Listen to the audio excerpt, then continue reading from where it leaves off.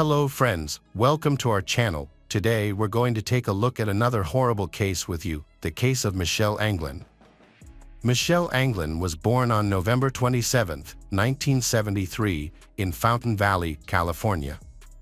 Later, her family moved to Arizona, where she was raised by her mother, Peggy, and stepfather, Larry McCall. Michelle had two older sisters, Cindy and Christina.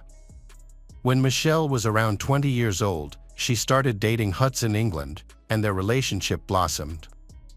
They made each other happy, and when Hudson proposed, Michelle accepted without hesitation. In late 1995, they got married in a joyous ceremony surrounded by their families and friends. Michelle's mother, Peggy Cohen McCall, was also a realtor. According to Michelle's mother, it was she who inspired Michelle to enter the real estate industry. Michelle's family would regularly keep in touch with her via her work phone when she was in the office. When showing houses to clients, Michelle always carried a pager, allowing her loved ones to reach her if needed. However, on February 9, 1996, Michelle did not respond to calls and messages from her family. She would usually inform someone about her plans to show a house to a potential buyer. The job of a realtor can be fraught with risk, often exceeding that of other professions. This is due in part to the nature of their work, which often involves working alone and visiting isolated locations to show properties. Predators often target realtors, luring them to empty homes with false intentions, such as feigning interest in buying a house. Once the realtor is alone and vulnerable, the predator can take advantage of the situation. Concern for this inherent danger led Michelle's family to become worried when they couldn't contact her during the day. Michelle's sister Cindy sought assistance from her boyfriend, a member of the Phoenix Police, who offered to perform a welfare check on Michelle. When he visited her workplace, he discovered Michelle's parked car, which seemed undisturbed. When Cindy's boyfriend entered the office, he found the lights on and music playing. However, a closer look revealed that Michelle's personal belongings, including her purse and pager, were still on a table in the unlocked office. This raised questions about why she had left in such a hurry, abandoning her belongings behind. That evening, Michelle's family filed a missing persons report with the police. Earlier that day, Michelle had an appointment with a potential buyer to show them 3 houses near her office. Since the houses were close to her office, she decided not to use her car. When the police arrived, they inspected Michelle's office and then visited the 3 houses she might have shown the buyer. During their initial search, they found 3 pink buttons in the master closet on the 2nd floor of one of the houses. They also noticed that 2 candles in the master bathroom had been knocked over, one into each sink, but everything else seemed undisturbed. Cindy's boyfriend asked her about Michelle's outfit, as police found buttons they suspected belonged to her. Cindy couldn't recall.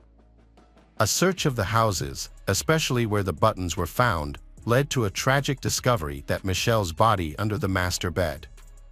Investigation revealed seminal fluid, broken candlesticks, Michelle's clothes, and paint and plaster chips under the bed and in the bathroom. The forensic examination found no evidence of forced intimate contact before Michelle's death. However, it suggested the perpetrator intended to do so, undressing Michelle despite her resistance. Bruises on her neck indicated she was strangled while fighting back. The violent confrontation occurred in the master closet and bath, as shown by scattered buttons, seminal fluid, damaged candles, and broken ceramic chips. During the attack, Michelle's clothing was torn off, as evident by her tattered and interwoven clothes. Her body showed multiple signs of the intense struggle, numerous bruises and abrasions on her body, defensive wounds on her hands and wrists. Michelle's desperate fight to defend herself against her assailant ultimately proved futile. After her daughter's death, Peggy spoke out about the safety concerns facing women who work alone, including real estate agents in model homes and open houses. As a result of her vocal advocacy, Peggy claims to have been fired from her job. The police's first lead in the investigation was Michelle's husband, Hudson England. It's standard procedure for law enforcement to initially investigate family members to determine if they were involved in the crime. Michelle's family, however, did not suspect Hudson, as they were a happy couple who had married just 4 months prior to her death.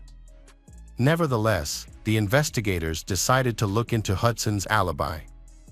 When questioned by the police, Hudson appeared genuinely distraught over Michelle's death. He claimed to have spent the day visiting several car dealerships in search of a family vehicle, as they were planning to start a family. The police verified his alibi and found it to be true, ultimately ruling him out as a suspect.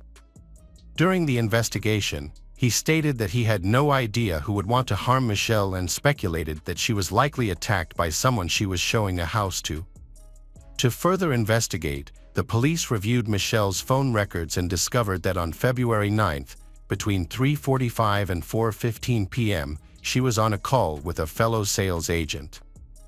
Michelle abruptly ended the call, stating that a potential buyer had arrived at the subdivision. The fellow agent attempted to call Michelle back between 4:30 and 5 p.m., but the calls went unanswered. This information allowed detectives to narrow down the time frame of the attack, but they still needed to identify the person Michelle was supposed to meet.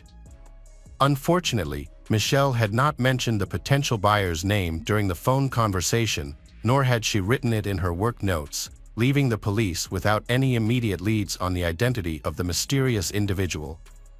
The police investigation into the attack on Michelle involved interviewing people who lived in the area where the incident occurred. One resident, who happened to be returning home from work between 4 o'clock and 4:45 p.m. on February 9th, reported seeing a white man coming down the steps of one of the 3 houses for sale in the neighborhood. This witness also noticed a black, full-sized, older model Chevrolet pickup truck with California license plates parked in the lot of the house. Additionally, several potential buyers who visited the subdivision that day between 4 o'clock and 4:30 p.m. reported seeing a man walking from the direction of the second and third model homes. They also observed that candlesticks in the master bathroom of the third model home had been knocked over into the sinks. Kim Ramos, a young real estate sales associate from a nearby subdivision, contacted the police after hearing the news. She reported that on February 9th, the same day Michelle's body was found at around 2 p.m., she had met with a potential buyer who drove an old black Chevrolet pickup truck.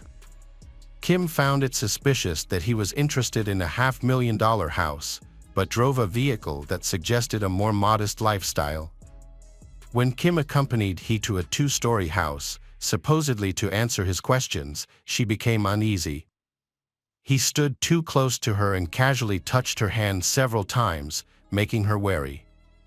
After spending only a brief time with him, Kim returned to the sales office, feeling that his questions about the house, such as the type of flooring and the possibility of adding a 4th bedroom, seemed unnecessary and even foolish. Ms. Ramos played a crucial role in the investigation by asking the suspicious client to fill out a guest registration card, which he reluctantly completed. The client, who claimed to be James Adams, provided his real home address and phone number.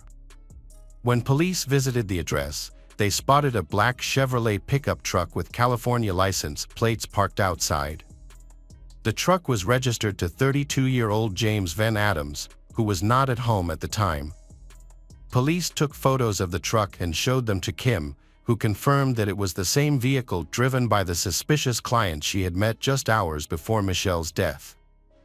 Further investigation into James Van Adams' background revealed that Adams was a 32-year-old man who was currently separated from his wife and had a child. He had a prior conviction in California for a crime committed in 1990. In that case, Adams had targeted Melissa Cunningham, a petite sales agent who was working alone at an apartment complex. He had asked her to show him model homes that were still under construction, specifically expressing interest in a 2-story home with a master bedroom and bathroom upstairs. This event further increased suspicions about Adams. Investigating Michelle England's death led detectives to quickly uncover a previous failed attack by James Adams. They obtained a search and arrest warrant, returned to Adams' home, and took him in for questioning. However, Adams refused to cooperate, appeared nervous, and had noticeable injuries on his face, including under his eye. The detective suspected that these injuries might have been sustained when Michelle defended herself with the missing candlesticks, which were later found.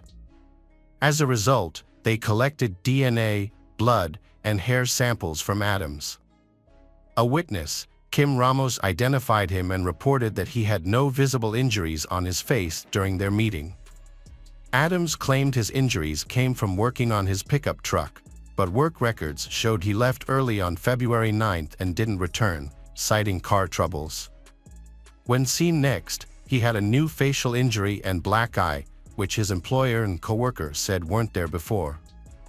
The police analysis of Adams' DNA, blood, and hair samples is detailed in court documents, which also reference a sample of seminal fluid found on the carpet in the closet.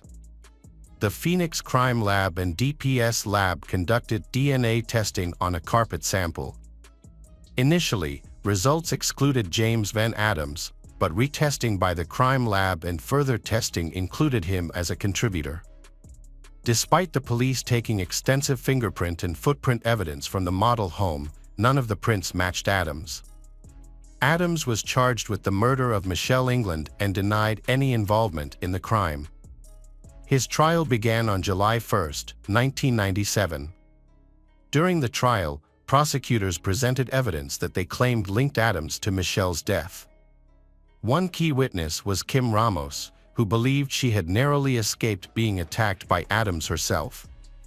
Ramos testified that Adams had shown suspicious behavior, including wearing casual clothing, driving an old vehicle, and asking unusual questions about the house's flooring and fourth bedroom. Prosecutors also presented evidence of Adams' interactions with other sales agents in California and Briarwood, which they claimed showed a pattern of suspicious behavior. Susan Wright, an employee, met with Adams multiple times. Their first meeting was in September or October 1995, when Adams asked Wright to show him a house. Wright recalled Adams standing too close and not asking questions about the house. On November 5, 1995, James Van Adams visited Susan's office again, signing in as Jim Adams. This was not an incident, as Adams had repeatedly visited her office and called her, asking her out on dates. A pattern of behavior emerged, revealing Adams' deliberate plan of action.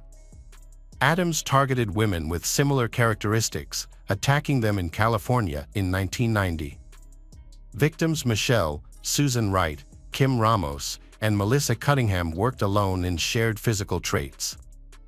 Attacks occurred in the afternoon, with Adams often asking victims to accompany him upstairs in a two-story house. He used a similar method, putting his right arm around their necks, ripping off their clothes, and attempting to assault them. The trial was a challenging experience for Michelle's family, who were present throughout the proceedings. The judge had to invite Michelle's mother to go out from the courtroom because she was overcome with emotion and yelled at Adams. However, Adams appeared to take pleasure in the family's distress, occasionally flashing a grin. Nevertheless, his demeanor changed when the jury delivered a guilty verdict on all counts on July 14, 1997, and he was subsequently sentenced to death. Following the sentencing, Adams launched a series of appeals, claiming he was innocent. In his appeal, he argued that a previous incident in California in 1990, in which Melissa Cunningham escaped, supported his claim that he did not intentionally try to kill Michelle.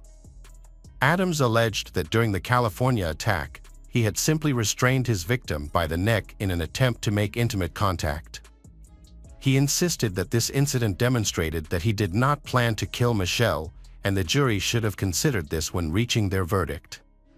James Van Adams' attempts to appeal his death sentence were denied, and on March 14, 2005, he took his own life while in prison. An autopsy revealed that the cause of death was asphyxia, consistent with suicide. The news of his death brought relief to the family of Michelle. Hello friends. Welcome to our channel. Today, we're going to take a look at another horrible case with you. The case of Maricela Botella Valadez. Maricela Botella Valadez was born in 1997 in Seattle, Washington. She was the eldest of 2 children in a family of Latin American descent. People described her as a sweet, sociable young woman who always had many friends, performed well in school, and after graduating, became a student at a prestigious university. Furthermore, Maricela was considered truly beautiful, petite, slim, with big brown eyes, luxurious hair, and a flawless figure. On Saturday, October 3, 2020, she flew to Dallas to meet up with old friends. However, by Monday morning, she planned to return. Her brother was supposed to meet her at the airport on October 5th, after which they would head to the university together. But the plane arrived without her. The search for her began when her brother realized she was not among the passengers from the flight. Concerned, he tried to call her, but her phone was turned off. He then called their parents to inform them about the situation. Since Maricela was a serious and responsible young woman, her disappearance without warning and not showing up for university classes was out of character. The family started calling her friends in Dallas, trying to find out where she might have gone and where she was last seen. It turned out that the night before, she had been partying at one of the city's most popular clubs, where she met a black man named Chuck. The pair danced, enjoyed themselves, and had alcoholic drinks, after which they disappeared together. Maricela was not seen again, and her phone went unanswered.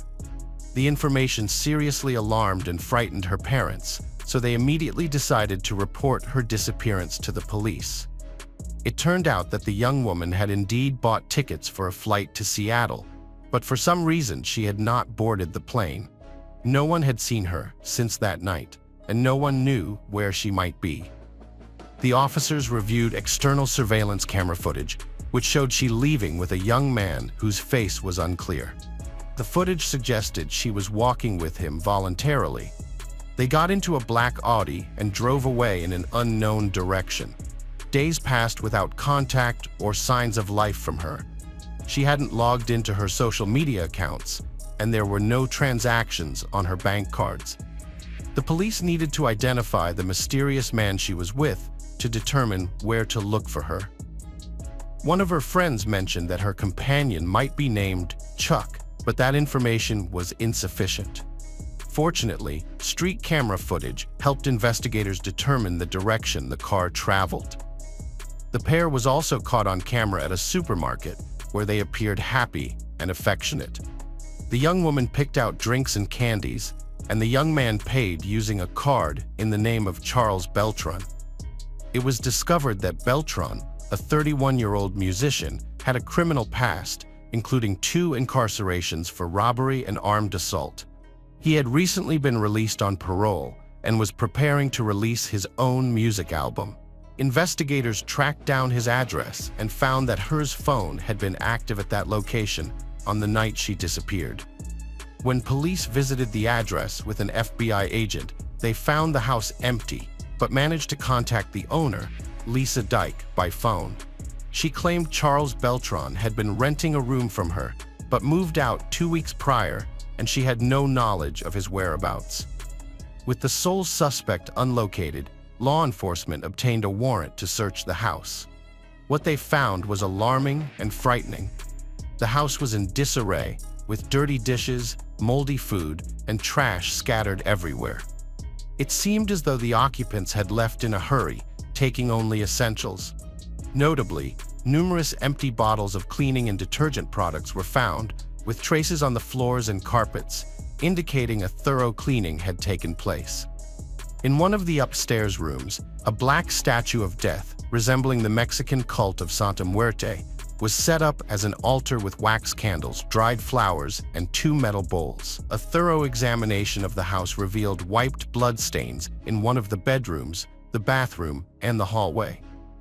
The bedroom with the blood-soaked carpet belonged to Charles Beltran. It was clear that a violent crime had taken place, but the identity of the victim was unknown. The occupants had hastily cleaned up and fled, but traces of blood remained, having seeped into the carpet, under the baseboards, and onto the wallpaper and furniture.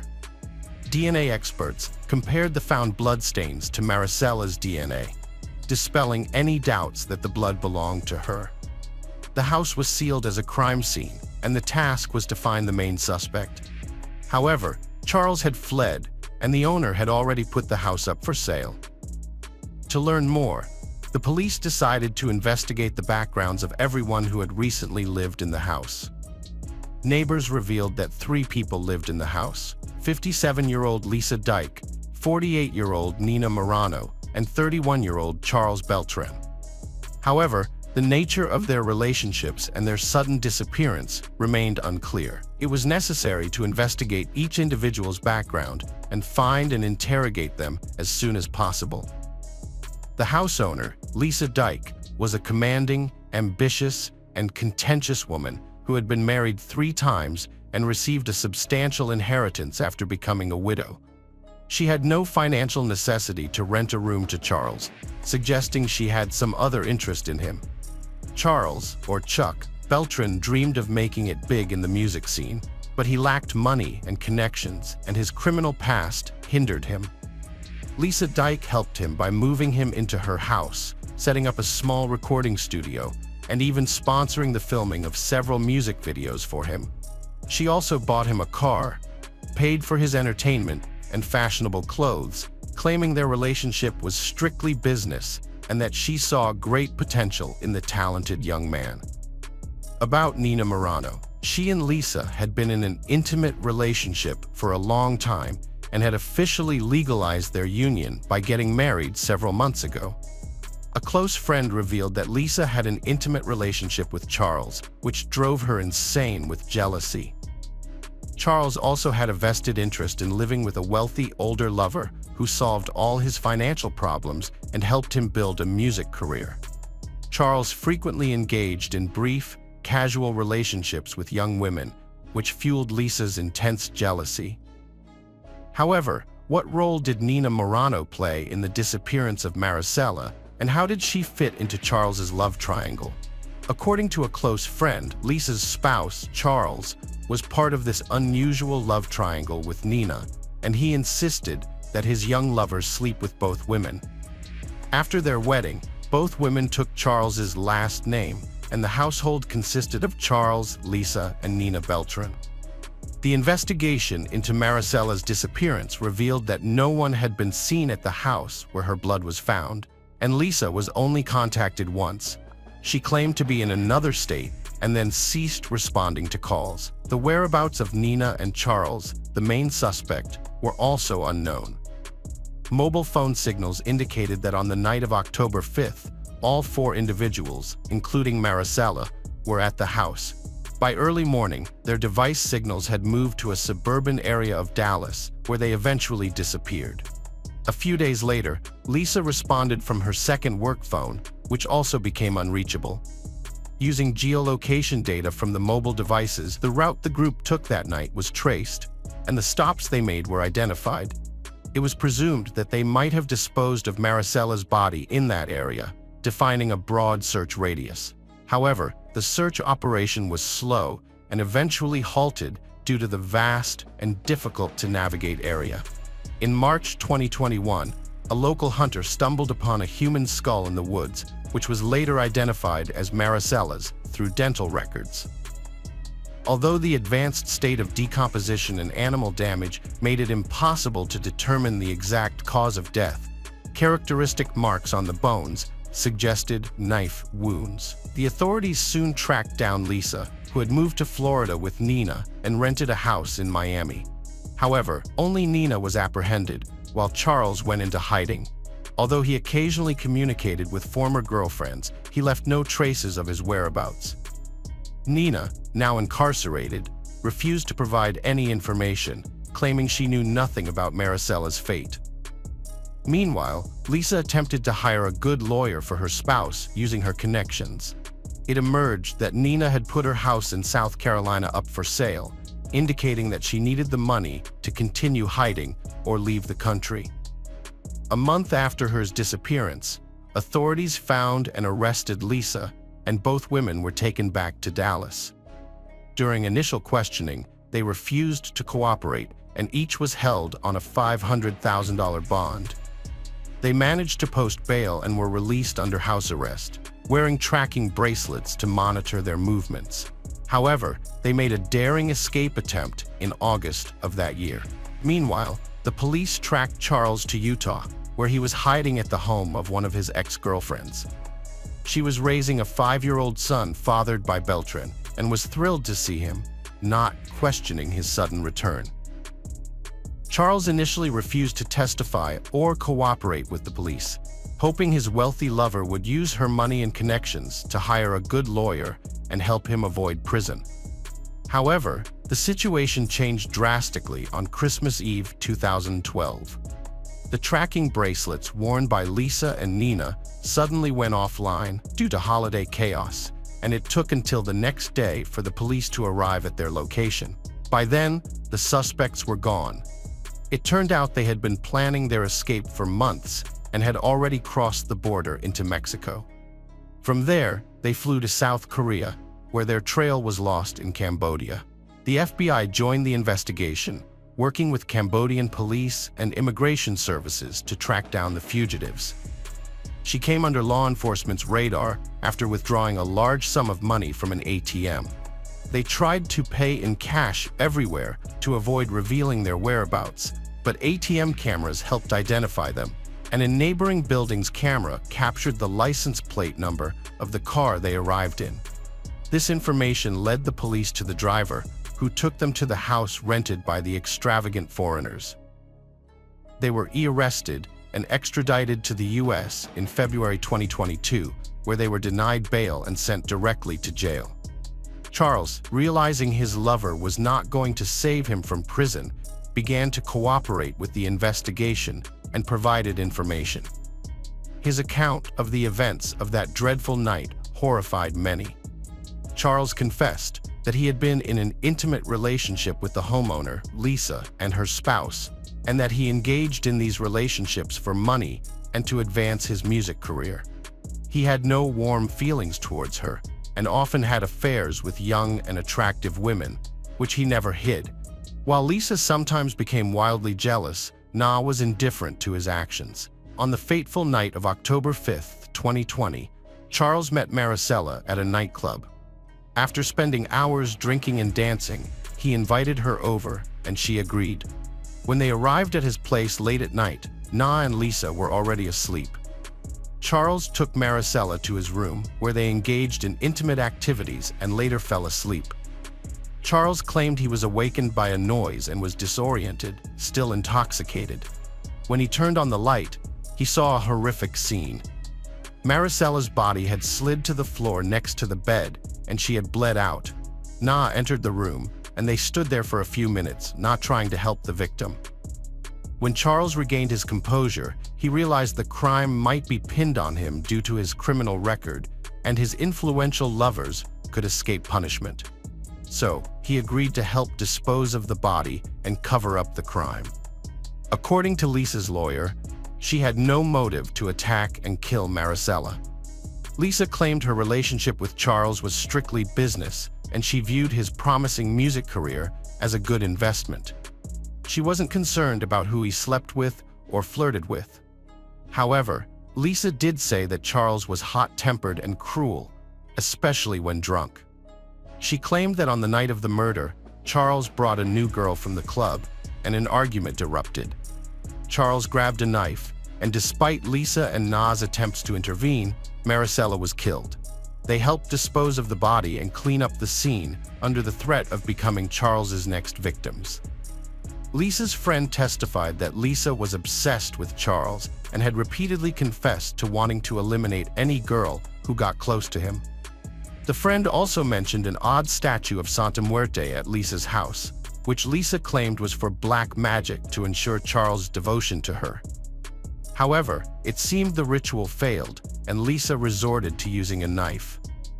Another witness, a real estate agent, testified that Lisa and Na were eager to sell several properties they owned as quickly as possible, including their Dallas home, which was the site of the alleged crime. the court took into account Charles's full confession and cooperation with the investigation. Lisa Dyke Beltran was found guilty of the brutal crime against Maricela, concealing evidence, and attempting to flee. She was sentenced to life imprisonment without the possibility of parole. Charles Beltran and Nina Morin fully admitted their guilt and agreed to cooperate with the investigation. They were found guilty of concealing evidence, and Nina was sentenced to 7 years in prison, with the possibility of release in 3 years due to good behavior. Charles, previously convicted on multiple occasions, was sentenced to 12 years in prison, with the possibility of parole after serving 8 years. Hello friends, welcome to our channel. Today we're going to take a look at another horrible case with you. The case of Liana Friedenbach. Liana Friedenbach and Felipe Café, the young people involved in this tragedy, came from different backgrounds. Liana, born in May 1987 in São Paulo, was the elder of 2 children in a wealthy and respected family. Her father, Henry Friedenbach, was a successful lawyer and a well-known figure in the city. Felipe Silva Café, also from São Paulo, was born in July 1984, but grew up in a large, modest family. From a young age, he worked part-time to support himself and help his family. They met at school and developed a strong friendship that blossomed into romance. However, they had to keep their relationship a secret. Liana's parents, who were strict and religious, had brought her up to attend Sunday school and church regularly and were opposed to her dating at such a young age. Social inequality also contributed significantly to the situation, as she came from a wealthy family while her partner was from a poor background. However, the parents' prohibitions did not deter the young lovers from staying together. Instead, they started secretly dating in various locations where they would not be seen, just to spend some time together. In the fall of 2003, the lovers decided to take a trip to a secluded area to be alone for a while. They carefully planned the trip, which was meant to be an exciting adventure for them. They came up with a believable alibi to justify their absence and avoid arousing suspicion. Felipe told his parents that he and his friends were going on a camping trip. Liana, on the other hand, told her parents that she was going on a sightseeing trip with some guys from church, knowing that they would not question her further. The Friedenbach and Café families believed the fabricated stories and let their children go without any concerns. Liana and Felipe were overjoyed that they could spend a whole week together, free from their parents' scrutiny and judgment. The young couple decided to visit the picturesque province of Iguaçu. They packed lightly, bringing a tent, sleeping bags, some personal items, and a small supply of food. However, they faced a significant challenge. They had hardly any money. As students, they were entitled to free public transportation, so they planned their route in advance to reach their destination by bus. On the morning of October 31st, the lovers met at the agreed meeting point, careful not to be seen by anyone who knew them. They caught the first bus and, after arriving in another city in the evening, spent the night at the bus station. 2 more bus rides took them to their desired location. From there, they had to walk a few kilometers to a secluded spot in the woods where they planned to camp and spend a few days alone together. Despite their fatigue after the long journey, the warm and sunny day put them in high spirits, and they joked, laughed, and made plans for their mini vacation. Once they reached the spot marked on their map, they began setting up their modest but cozy camp. Liana and Felipe's plans were ruined by unwelcome visitors. When they traveled to a remote and secluded area, they didn't consider that poverty and crime often thrive in such places.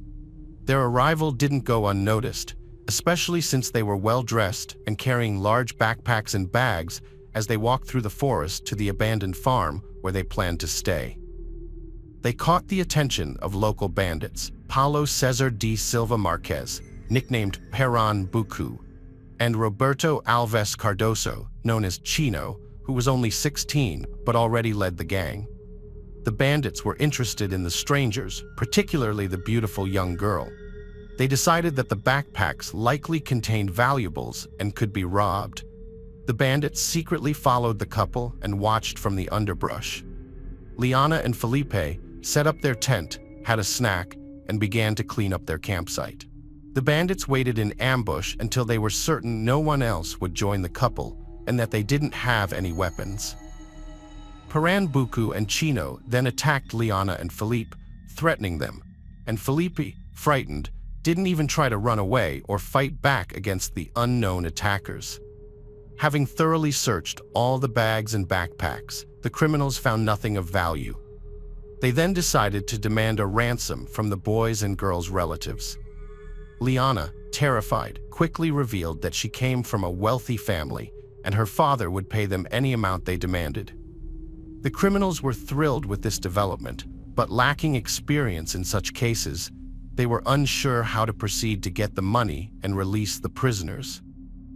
As they refined their plan, the bandits tried to determine the value of their captives and the ransom they could demand. To prevent escape, they decided to hide the prisoners. Initially, they were taken to a rundown structure near the farm where they were staying, but it lacked windows and doors. Later, they were moved to the home of one of the gang members. There, Felipe was tied up and brutally beaten to prevent escape and resistance. That night, the gang members took turns abusing the bound and helpless Liana, ultimately breaking her spirit. The kidnappers were unable to figure out how to demand and collect a ransom, so they decided to kill the captives and hide their bodies in the woods, making it unlikely they would ever be found. After torturing the kidnappers took them to a remote area in the woods the following day. Pernambuco took the badly beaten Felipe deep into the forest, where a gunshot was heard, and then he returned alone. Liana realized what had happened and that her loved one was dead. Although the kidnappers tried to convince Liana that they had released Felipe, they had other sinister plans in mind for her. They intended to keep her captive as their plaything until they grew tired of her, especially since no one had begun searching for the missing boys at that time. A couple of days after Liana left, her parents discovered that there was no church excursion trip, and her friends were unaware of her whereabouts. The Friedenbach family suspected that Liana had run off with her boyfriend, Felipe, and immediately contacted his parents. However, Felipe's family believed he had gone camping with friends, so they couldn't assist in locating the couple. The situation was complicated by the fact that neither Liana nor Felipe had been in contact for several days, and their phones were turned off. Thanks to the Friedenbach family's connections and resources, they were able to mobilize the entire city's police force to track the couple's trail, step by step. Through trickery, they managed to reconstruct the route the young people took after running away from home. The police arrived at Embu Guasu, where the last bus had dropped them off, and from there they had to navigate through a deserted wooded area on foot. This was also the last location where their phones were still online. A massive search operation was launched, involving police officers, rescuers, and concerned citizens who had learned about the incident and wanted to help. A local businessman even offered his personal helicopter to aid in the search effort and distributed flyers with photos of the missing pair. The search party quickly found the couple's camp, but what they saw was chilling. Although there were no signs of bloodshed or struggle, it was clear that something horrific had taken place. The contents of their bags had been emptied and scattered about. Their tent had been sliced open from top to bottom with a knife, and the guys' phones were lying nearby. As the rescuers combed through the area, they soon stumbled upon Philippe's lifeless body. The young man had been shot in the back of the head at close range, and it was clear that he had never stood a chance. Although the chances of finding Liana alive were now extremely low, the searchers held on to hope, however slim. Henry Friedenbach actively sought the help of the press to widely publicize the search for Liana, ensuring that as many people as possible were aware of the situation. A substantial reward was offered for any information about her whereabouts, although unfortunately, this did not lead to a breakthrough in the case. Once the criminals had disposed of Felipe, they returned Liana to the same house where they had previously held both her and Felipe captive. By this time, the group of criminals had been joined by their accomplices, Antonio Gano da Silva and Agnaldo Pius Chino. Agnaldo, in particular, callously declared that Liana was now his property and that he had the freedom to do with her as he pleased. He then shockingly invited the others to indulge in their darkest desires with Liana, an invitation that was quickly accepted by the group.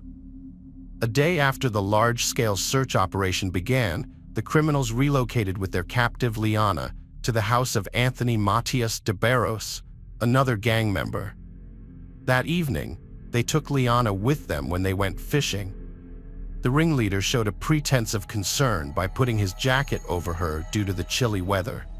Later that evening, Chino's older brother, who was unaware of his siblings' illegal activities, arrived at the same location. Chino introduced Liana to his brother as his girlfriend, but the brother immediately recognized her as the girl the police were searching for. The brother took Chino aside and warned him that the police were closing in on them. Chino saw this as a warning and decided it was time to eliminate Liana and flee. He deceived Liana by telling her she was free to go and he would escort her to the road. However, he actually led her into the forest where he brutally stabbed her to death with a knife and then crushed her skull with a rock to ensure she was dead. Liana's body was discovered 5 days after the massacre, with no signs of life and severe mutilation. The key piece of evidence was the killer's jacket, which Liana was wearing. The perpetrators were not only cruel, cynical, and ruthless, but also incredibly stupid and short-sighted. Despite their brutality, they did not attempt to flee, hide, or destroy the physical evidence, believing they would never be caught. This overconfidence ultimately led to their quick identification and apprehension by the police. The ringleader, Chino, made a crucial mistake by leaving his jacket on Liana's body, which retained his sweat marks. He then took the murder weapon to his house, washing it and hiding it in the yard. He also tried to wash his blood-stained clothes so he could continue wearing them. However, DNA analysis ultimately linked the gang members to the crime, allowing the police to apprehend them almost simultaneously. The ringleader did not deny his involvement in the crime and instead chose to testify, bragging about kidnapping, abusing, and ultimately killing the victim, Liana. He provided a detailed account of her final days. Following a lengthy trial, most adult members of the criminal gang received severe sentences. However, the ringleader, Chino, was only 16 at the time of the crimes, so he was sent to a specialized juvenile prison with a relatively lenient regime. During his incarceration, Chino made multiple escape attempts and exhibited aggressive and inappropriate behavior, which led to a psychiatric evaluation. The examination revealed several mental abnormalities, which cumulatively turned him into a calculating sadist and murderer devoid of pity or remorse. Chino, responsible for the murder of young men, was sent to a secure medical facility for mandatory treatment and rehabilitation despite the family's numerous appeals. His living conditions are now comfortable, with a private room featuring a large TV, internet access, and a comfortable bed with an orthopedic mattress. He receives 4 balanced meals a day with a customized menu, and his monthly maintenance costs around approximately $2,500. In recent years, Chino has repeatedly requested his release, arguing that he has completed his treatment and no longer poses a threat to anyone, allowing him to resume his normal life. Hello friends, welcome to our channel. Today, we're going to take a look at another horrible case with you. The case of Sabrina Cuiter. Sabrina Cuiter was born on December 5, 1982, in a London suburb to parents of French and Algerian descent, giving her a unique cultural heritage. This blend of influences likely contributed to her striking features and fiery personality. As the eldest of 4 children, Sabrina was cherished by her family and often held up as a model for her siblings. At the age of 2, her family moved to Paris, France, where she spent most of her childhood and adolescence. However, during her school years, Sabrina's complex and difficult personality began to emerge. Former classmates have described her as arrogant, domineering, self-absorbed, and extremely selfish. She had few friends, either at school or in her neighborhood, as she believed she was superior to those around her.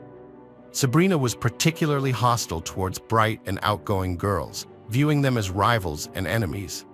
Despite her stunning physical appearance, she was a striking brunette with brown eyes and an impressive figure. Sabrina's inability to form genuine connections with others held her back from pursuing a career in modeling, where her looks could have taken her far. Instead, she often sought to manipulate those around her. As a child, Sabrina showed promise in sports and had some interest in music, but her lack of persistence and inconsistent effort hindered her from achieving success in either area.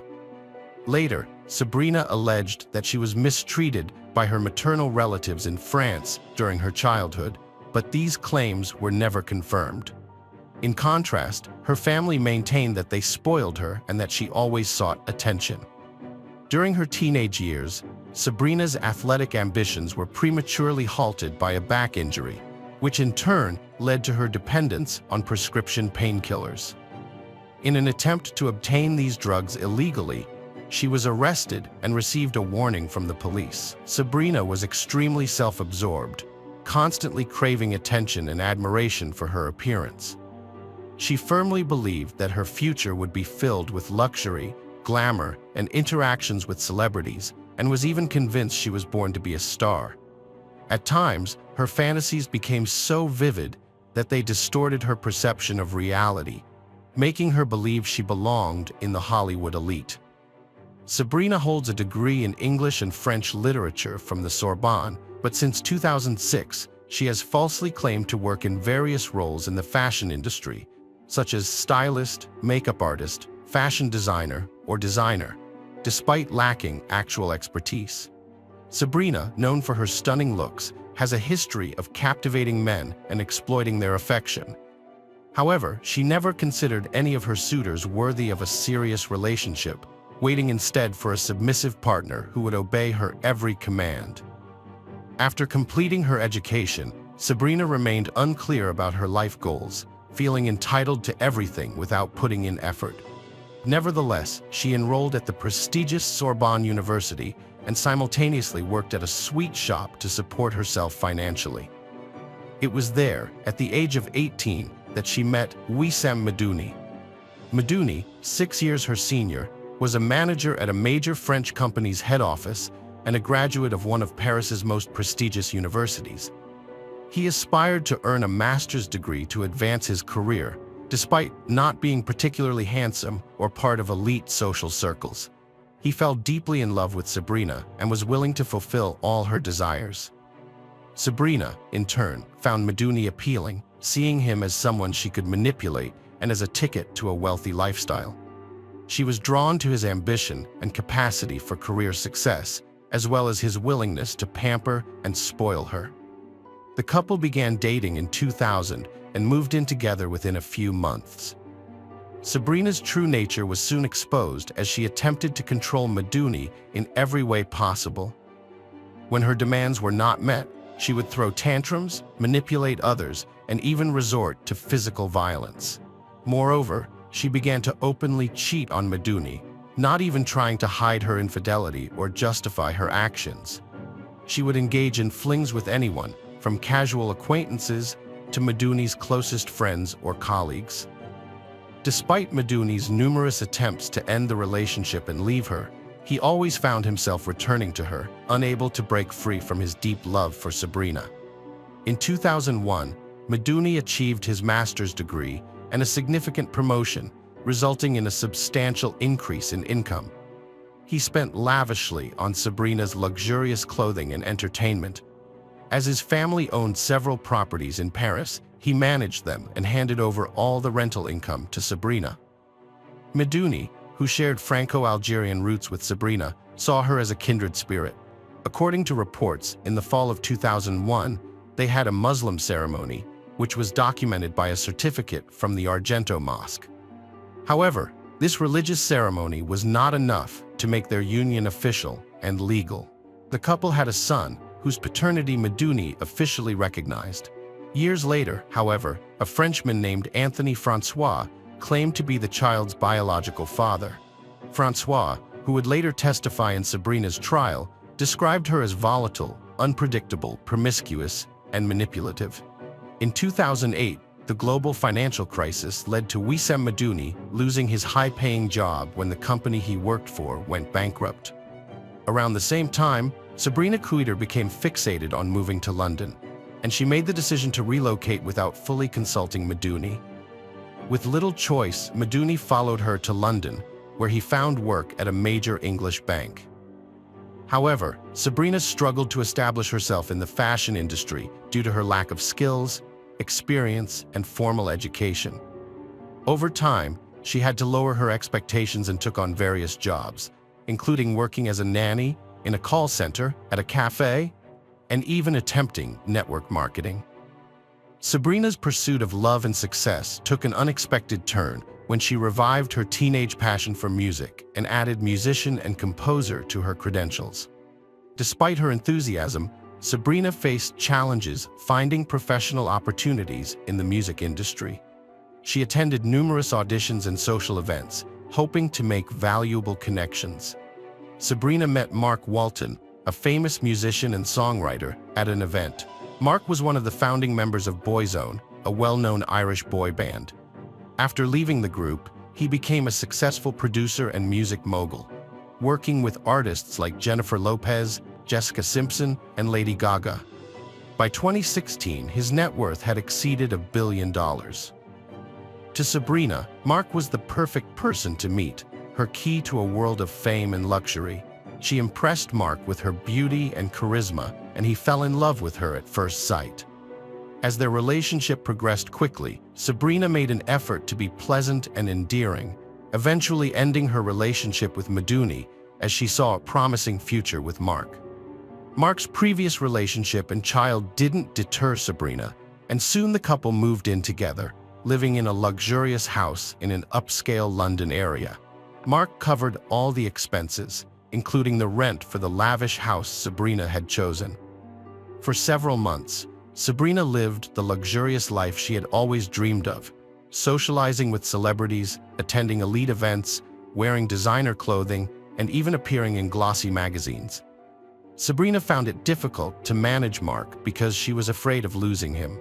Her inability to control her nature eventually led to jealousy towards every woman around Mark. Over time, Sabrina's demands grew, and she began to crave more gifts and luxury. Mark tried to please her by showering her with designer clothes, jewelry, and taking her to upscale restaurants and clubs, but no matter what he did, it was never enough to satisfy her. Sabrina's home had a revolving door of staff and nannies due to her growing paranoia. She suspected them of theft or trying to seduce Mark, which led to a high turnover rate. Her irrational behavior pushed Mark to the edge, and in 2011, he ended their relationship and moved to California, leaving Sabrina with nothing. When Mark left, Sabrina lost the luxurious lifestyle she had grown accustomed to. In an attempt to win him back, she started giving interviews accusing Mark of being violent and abusive. She would call him, crying and begging him to return, even threatening to take her own life, but none of these tactics worked. Realizing she had lost Mark, Sabrina reached out to her ex-partner, Wissem Medouni, whose career was thriving as a bank executive. He forgave her and took her back, still harboring feelings for her. They resumed living together, and soon after reuniting, Sabrina discovered she was pregnant. Sabrina informed Walton, who, through his lawyers, offered to provide for the child and her, offering a monthly allowance. However, Walton requested a paternity test after the child's birth to confirm he was the father. Sabrina's refusal to undergo the test hinted at her uncertainty about the child's paternity, which could have secured her substantial regular payments. Instead of accepting the proposed allowance, Sabrina demanded that Walton double the amount. When Walton refused, she launched a campaign against him. Taking to social media, Sabrina made false accusations that Walton was obsessed with her, extremely jealous of Medouni, and had even threatened them physically. She claimed that Walton had broken into their home, assaulted Meduni, traumatized their children, and sexually assaulted her in violent ways. However, her allegations were unfounded, as Walton had a solid alibi, having been in the United States since their breakup. After Walton sued her for defamation and the police threatened to take action, Sabrina stopped making accusations against her ex-boyfriend. Sabrina settled in Ossembledon, southwest London, with Meduni and their 2 children, and it seemed as though the conflict had been resolved. However, Sabrina, who was not accustomed to managing household chores and found it challenging to care for 2 children, decided to hire a nanny who could also help with the housework. She posted an online job advertisement and conducted personal interviews, but most candidates did not meet her expectations, and those who did not stay long in her household. A young French woman, Sophie Léon, responded to the job advertisement. Because Sophie was in her hometown in France at the time, the interview was conducted via video call. The 19-year-old modestly agreed to all the terms, taking care of a child, helping with household chores, and cooking, in exchange for a symbolic weekly wage of £50, including full board and lodging with her future employer. Born on January 7, 1996, in Troyes, a small town between Oise and Sens, Sophie grew up in a humble family. Her parents, Catherine and Patrick Léon, were ordinary workers struggling to make ends meet. After completing her education, Sophie earned a diploma in childcare, but she didn't want to work in her hometown. Instead, she dreamed of moving to a big city. Known for her kind and open-hearted nature, Sophie was loved by those who knew her. She was shy, quiet, and plain in appearance, and wore glasses due to poor vision, which made her a bit self-conscious. During their conversation, Sabrina identified Sophie, who seemed ordinary and unremarkable, as the perfect person to manipulate. Sophie was keen to gain experience and good references, so she was willing to work for very little money. To Sophie, Sabrina appeared to be a serious and trustworthy employer, which she mentioned to her parents before leaving for London.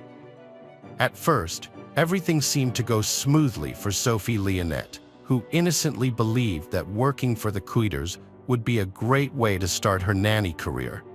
She quickly formed a close bond with the children, completed her household chores as specified in her contract, and had sufficient time and resources to improve her English language skills and explore the city's attractions. This peaceful period lasted for several months, and all appeared to be going well. Problems arose when Meduni lost his job, leaving the family with only one stable source of income: the monthly child support payments from Walton. Sabrina then demanded that Walton increase these payments, but he requested a DNA test to confirm his paternity first. As a result, the family struggled financially, finding it hard to afford their rent and basic necessities. Sabrina, who was unwilling to give up her luxuries and determined to maintain her socialite lifestyle, became increasingly irritable and aggressive, often taking her frustrations out on the young nanny. With their remaining funds, the couple attempted to start a bakery business, but it failed. Sabrina then turned to Walton, asking for a large sum of money to launch her clothing line, but he categorically refused. This led to tears and complaints from Sabrina about poverty. Sabrina frequently vented to Léonette about her ex-lover, and the nanny tried to console her employer. One theory claims Sabrina Kuyder masterminded a blackmail plot targeting Walton. She allegedly planned to frame Sophie as Walton's partner in crime and lover, planted in their home to cause chaos and put their children in danger. Sabrina supposedly believed Walton was using Sophie as a tool for revenge, motivated by the nanny's supposed infatuation with him. Kuyder allegedly wanted to record Sophie's fabricated confessions and present them to the police as evidence, which would be enough to demand compensation from Walton for his alleged wrongdoing. However, Sophie refused to give false statements on camera. An alternative theory, as argued by Kuyder's lawyers in court, suggests that due to her mental health issues, Sabrina genuinely believed in her conspiracy theory, viewing Sophie as an enemy and a threat to her family. According to this version, Sabrina didn't coerce the nanny into giving false testimony. Instead, she sincerely believed Sophie was Walton's accomplice, infiltrating their household to harm them. Sophie's life rapidly deteriorated into a living hell. She was housed in a wealthy home, but it felt like a torture chamber in the basement. At first, her employers piled extra work on her without a pay rise. Soon she was trapped in a relentless routine of chores from dawn till late at night, leaving her no personal time or freedom to leave the house. To make matters worse, her salary was stopped, and her passport was confiscated to prevent her from escaping or returning to France, effectively holding her captive. Her family contact was strictly monitored. The situation only got worse.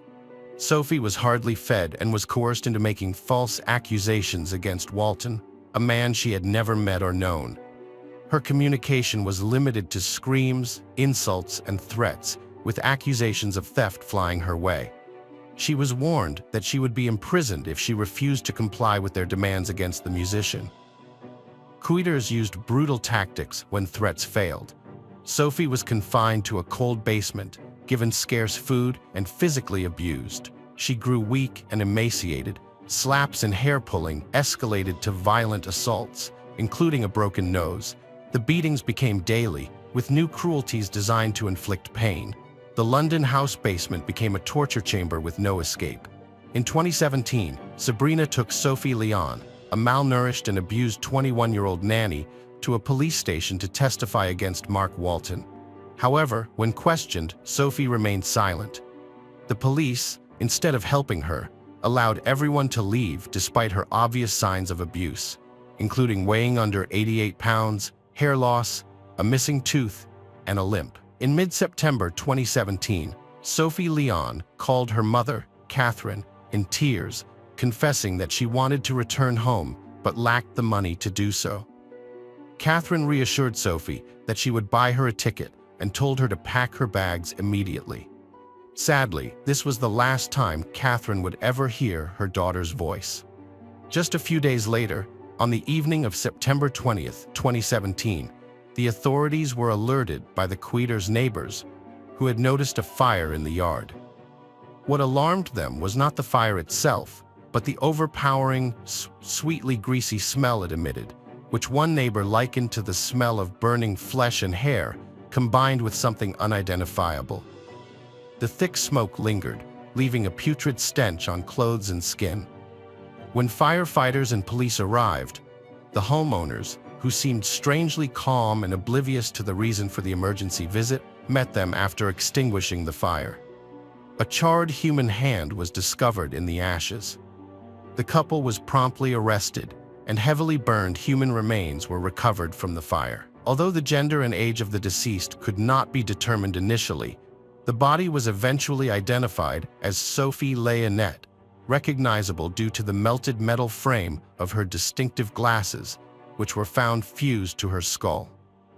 The investigation into Sophie Leon's cause of death was highly complex due to the severe fire damage to her body. Despite these challenges, forensic experts discovered evidence of extreme physical abuse, including multiple rib fractures, jaw damage, and blunt force trauma to her skull and limbs, indicating she sustained these injuries while still alive. Further examination revealed missing teeth and severe nose damage, suggesting Sophie endured prolonged and intense beatings, resulting in broken bones and knocked-out teeth. Disturbing video recordings found in the house exposed the sadistic nature of her captors, who tortured and coerced Sophie into confessing to colluding with Walton and intending to harm the children. The videos showed her being beaten with objects such as fists, an iron cord, and a golf club, as well as being subjected to electric shock torture. Additionally, she was humiliated, forced to submerge her head in a toilet until she began to suffocate. Experts believe it is likely that Sophie died from asphyxiation before being burned, sparing her from the agony of being alive during the burning. Sabrina Kuyder and Wissam Medouni denied any wrongdoing and displayed no regret for their heinous act. After killing their nanny, Medouni went to a nearby supermarket, where he purchased firelighter fluid to burn the body and groceries for his family's dinner, behaving as if nothing untoward had occurred. In March 2018, the court proceedings against the ruthless duo commenced. Sabrina attempted to depict herself as a victim, alleging that Mark Walton's constant harassment had pushed her into a pathological state. However, medical evaluations revealed that although Sabrina suffered from mental health issues, she was not insane and had full awareness of her actions. Wissam, who was physically fit, was psychologically dependent on Sabrina, submitting to her will and obeying her blindly. On June 26, 2018, the court delivered a guilty verdict to the couple, convicting them of torturing, humiliating, and murdering their nanny in exceptionally cruel circumstances. The court handed down life imprisonment sentences with the possibility of parole only after 30 years. Notwithstanding this, both defendants refused to accept responsibility for their actions and instead appealed to reduce their sentences. Sabrina even attempted to fake mental illness to be transferred from prison to a hospital, but this ploy was unsuccessful. Mark Walton, who attended the trial, was overcome with remorse for his ex-partner's brutal actions, which were driven by a warped desire for his attention and financial gain. He offered his heartfelt condolences to the victim's parents and spontaneously pledged a substantial donation to support the grief-stricken family who had lost their beloved. Hello friends, welcome to our channel. Today we're going to take a look at another horrible case with you. The case of Ryan Widmer. Ryan Widmer, a young athlete, was convicted of a horrific crime and is serving a life sentence with parole eligibility in 2025, over 10 years after the tragedy occurred. He is now fighting to overturn his conviction. The case has garnered widespread public attention across 3 neighboring states, sparking controversy surrounding his guilt. The unusual circumstances of Sarah Widmer's death and the lack of a clear motive for the crime have made this case highly controversial. Ryan and Sarah met at a local cafe they both frequented. When Ryan ordered a cup of coffee, Sarah noticed a book on his table that she had recently read. This shared interest in literature sparked a conversation that lasted several hours, covering topics such as books, movies, music, and their common interests. As they learned more about each other, they discovered a shared love for nature, traveling, and animals. With each successive meeting, their relationship grew closer and more trusting, eventually blossoming into true love. After a few months, Ryan and Sarah's relationship blossomed, and he proposed to her during a romantic dinner at the same cafe where they first met. Overjoyed, Sarah accepted his proposal. The young couple set a wedding date and began searching for a beautiful 2-story house in Hamilton. On April 10, 2008, they exchanged vows in a quaint and intimate church ceremony, surrounded by their closest friends and family. Sarah brought every detail to life, making the day truly unforgettable. She stunned in her white dress, leaving Ryan spellbound.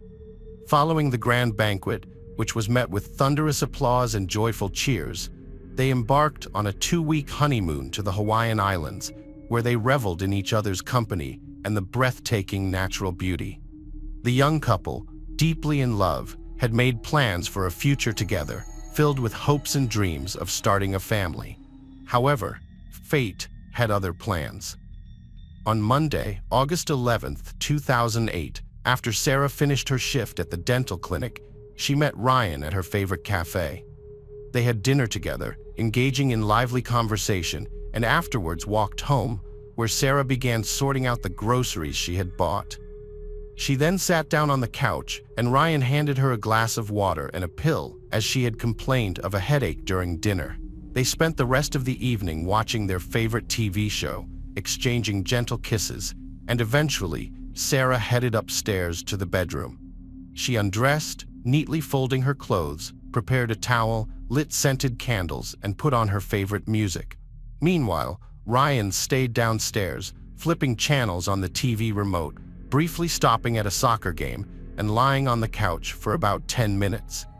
He called out to Sarah over the soft music, but she didn't respond. Ryan slowly made his way upstairs, entered the bedroom, and turned on the TV.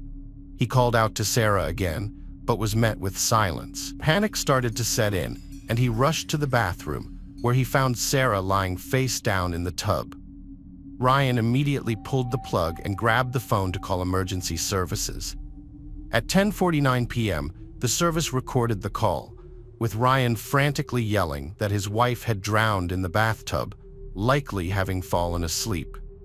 In his panic, Ryan failed to follow the dispatcher's instructions, wasting precious time. Under the dispatcher's careful guidance, Ryan eventually managed to pull Sarah out of the tub and performed CPR on her repeatedly. The ambulance, accompanied by police officers, arrived at the Widmer home just 6 minutes after the call. The police were initially drawn to the scene of the tragedy. Upon inspection, the bathroom appeared clean and dry, with no signs of water or scattered supplies that would indicate a hasty removal of a body from the water. The bathroom was meticulously clean. Sarah lay on the bedroom floor, nude with dry skin, but her wet hair suggested drowning. The bedroom was also tidy, leading law enforcement to suspect murder. Ryan, wearing only his underwear, was thrashing about the bedroom. When medical professionals found no pulse, they began performing cardiopulmonary resuscitation. A pinkish-white discharge from Sarah's nose and mouth confirmed drowning.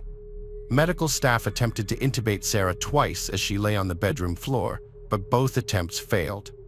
She was then rushed to an ambulance, where 2 more attempts were made to revive her heart using a defibrillator, again without success.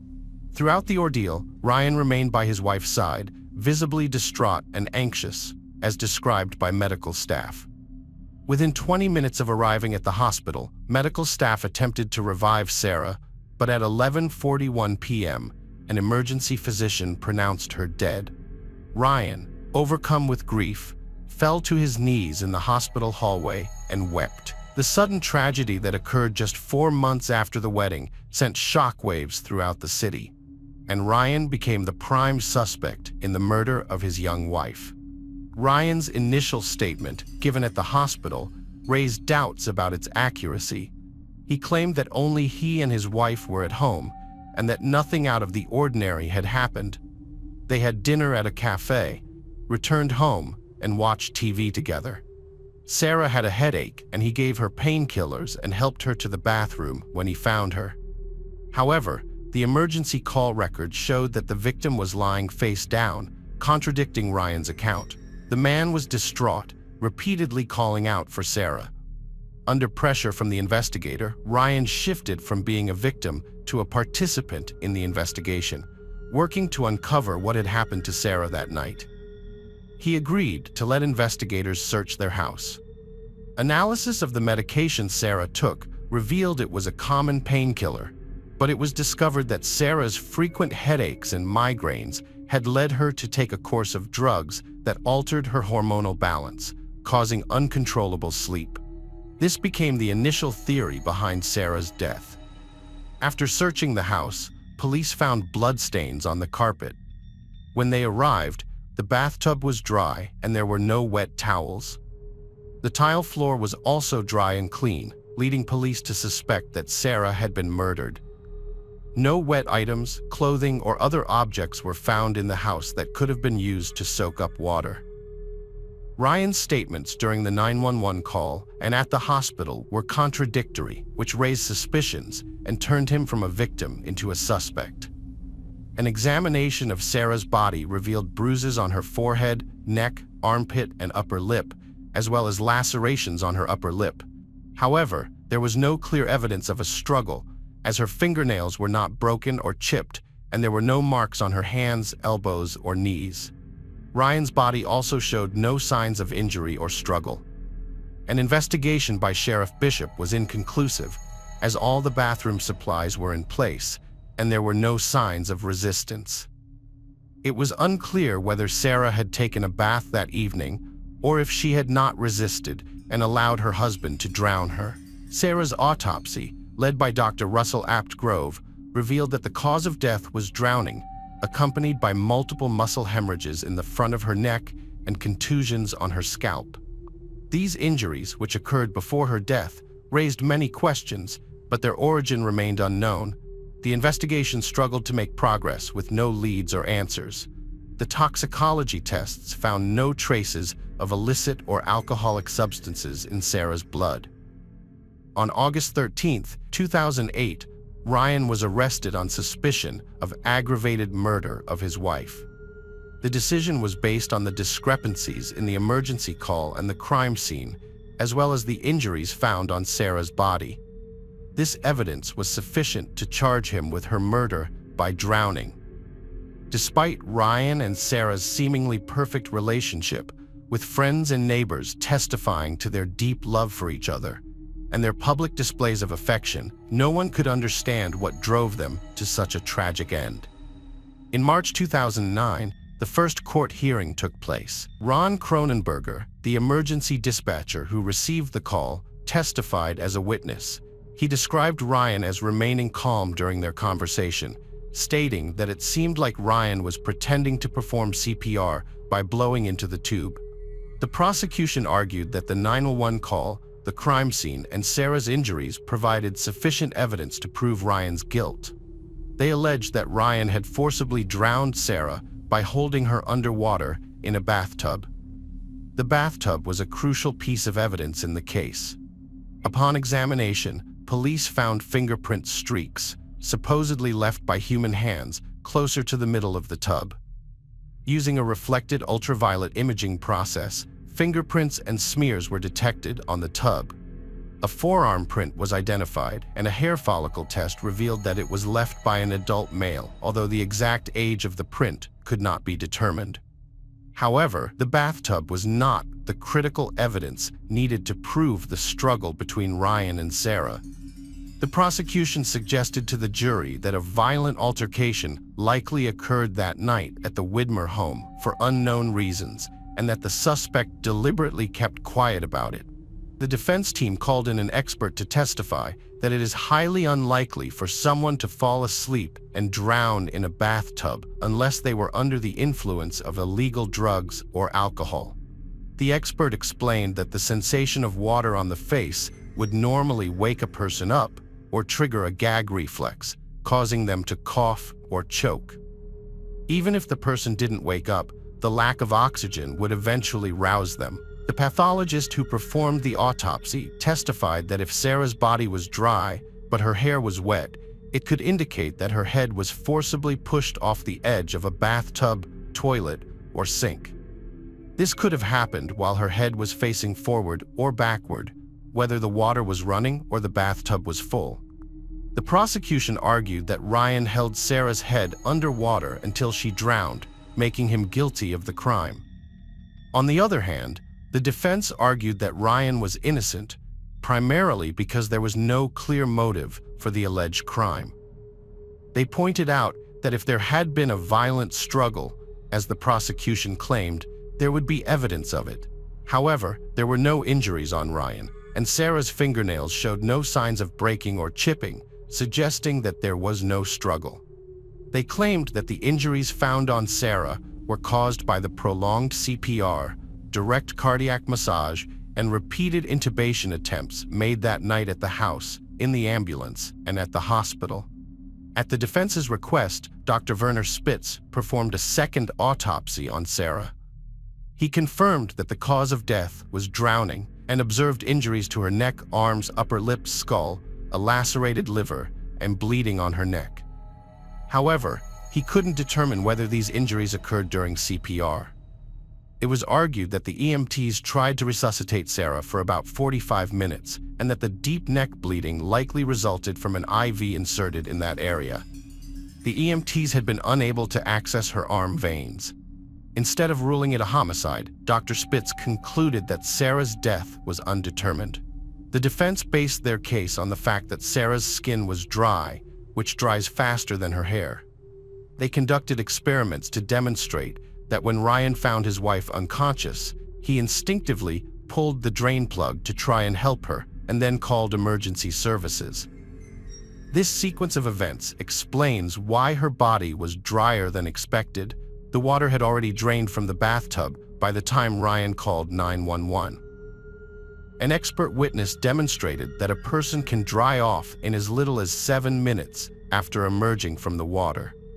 A second court hearing was set for May 2010. Ryan's father, Gary, claimed that the prosecution had obtained DNA results showing that Sarah had the disease, but the prosecutor refused to disclose them, believing they wouldn't have changed the jury's verdict.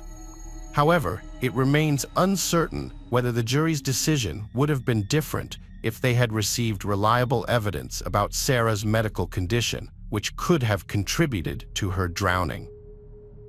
The official reason for denying a retrial was the jury's errors in their investigation. Despite another unsuccessful court hearing, Ryan remained incarcerated. The Widmer family received an unwelcome shock when Jennifer Cruz arrived at the prosecutor's office to testify against Ryan, claiming he was guilty. She identified herself as a friend of Ryan's, stating that they had regular communication via phone or email. According to Jennifer, Ryan contacted her on October 26, 2009 at 11:09 p.m., and his voice was highly distressed. He confided in her, saying that he had assaulted Sarah in the living room on the day she died. The trigger for the altercation was Sarah's discovery of Ryan's infidelity, leading to a prolonged argument that started downstairs and continued in the bedroom. Ryan pushed Sarah into the bathroom, leaving her without checking on her well-being. After calming down, he found Sarah floating lifelessly in the full bathtub. In an attempt to cover his tracks, Ryan allegedly wiped the water from the bathroom floor using towels and concocted a story about the accident. However, Ryan's defense team vigorously disputed Jennifer's testimony, pointing out several inconsistencies. The lawyers argued that Jennifer's account was implausible, as no wet towels were found anywhere in the house, including the dryer. Furthermore, there was no evidence of infidelity in Ryan and Sarah's marriage. The family was financially stable, and they never quarreled. Ryan's friends described him as a kind, helpful, and even-tempered person who never displayed anger. Additionally, Ryan stood to gain nothing from Sarah's death, as they did not have a life insurance policy. Before the third trial, Jennifer Cruz's credibility was called into question, and she was prevented from testifying as a witness. This was partly due to evidence of her past infidelities and petty theft convictions. Additionally, a phone call in which Ryan allegedly confessed to her was not corroborated. In January 2011, a new trial was held, prompted by the discovery of fresh evidence. The defense presented a medical opinion suggesting that Sarah's sudden loss of consciousness and subsequent drowning might have been caused by her underlying medical condition. Medical experts testified that Sarah's existing cardiac or neurological defects could have led to her losing consciousness, but the state's medical experts disputed these claims. Sarah's co-workers revealed that she often slept in her car before starting her shift at the dental clinic, and that she frequently suffered from allergies and stomach pains. On the day of her death, Sarah mentioned to her co-worker, Dr. Benjamin Mesmer, that she was experiencing a headache and stomach pain. Later that evening, a friend spoke with Sarah, observing that she looked extremely tired and complained of a headache and neck pain. Sarah's friends were aware of her ability to fall asleep easily in unexpected places, with one even speculating that she might have had narcolepsy. However, Sarah's mother testified that her daughter did not have any sleep disorders and was a healthy child who regularly underwent medical examinations, which showed she was in perfect health. The defense argued that Sarah's death was not caused by forced drowning because she didn't have any injuries to the small bones of her neck or defensive wounds on her arms and legs. Although the defense couldn't explain how Sarah died, an emergency medicine expert testified that every year, approximately 300,000 people die suddenly in the United States, and in about 33% of those cases, autopsy results are normal and show no underlying medical conditions. After deliberating for 12 hours, the jury found Ryan guilty of murder and sentenced him to 15 years in prison. Basing their decision on the fact that Sarah's body was not wet, Ryan's past history, and their belief that he had staged his 911 call. Ryan's family has passionately defended him, and the case, which dates back over 10 years, continues to unite like-minded individuals who hope to clear his name through DNA testing. While genetic material often plays a crucial role in resolving disputed charges and exonerations in cases involving unexplained deaths, what sets this case apart is the unusual request for the victim's DNA, rather than the person convicted. Unfortunately, a Warren County judge has already rejected Ryan Widmer's request to have the victim's DNA tested. Mike Allen, a former Hamilton prosecutor, noted that after listening to all 3 trials, he never found a clear motive, which is unusual in a murder case. However, the prosecutor is not required to prove motive, which makes this case even more peculiar. Ryan Widmer is awaiting a federal court decision on a motion for his release. He has been imprisoned for 14 years, and his first opportunity for release will be in July 2025 unless a federal judge rules in his favor. According to University of Cincinnati law professor Donald Custer, who also works with the Ohio Innocence Project, proving innocence is not enough to be exonerated. There must be evidence of a constitutional error in the judicial process. In 2025, Widmer will be eligible for parole, but his lawyers believe it's unlikely he'll be granted parole because the parole board tends to favor inmates who express remorse, whereas Widmer maintains his innocence. Friends, welcome to our channel. Today we're going to take a look at another horrible case with you, the case of Kelsey Turner. Kelsey Turner was born on March 5, 1993, in Norfolk, Virginia, to Samantha Ingram, a would-be model and dancer, and Christopher Ingram, a laborer. As the second child, she grew up with her older brother Colin.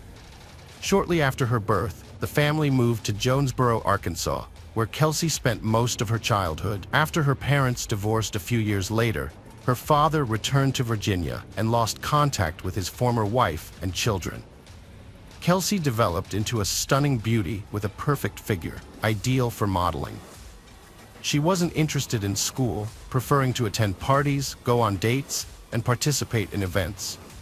Her dream was to become famous, feature on magazine covers, give interviews, and walk the red carpet.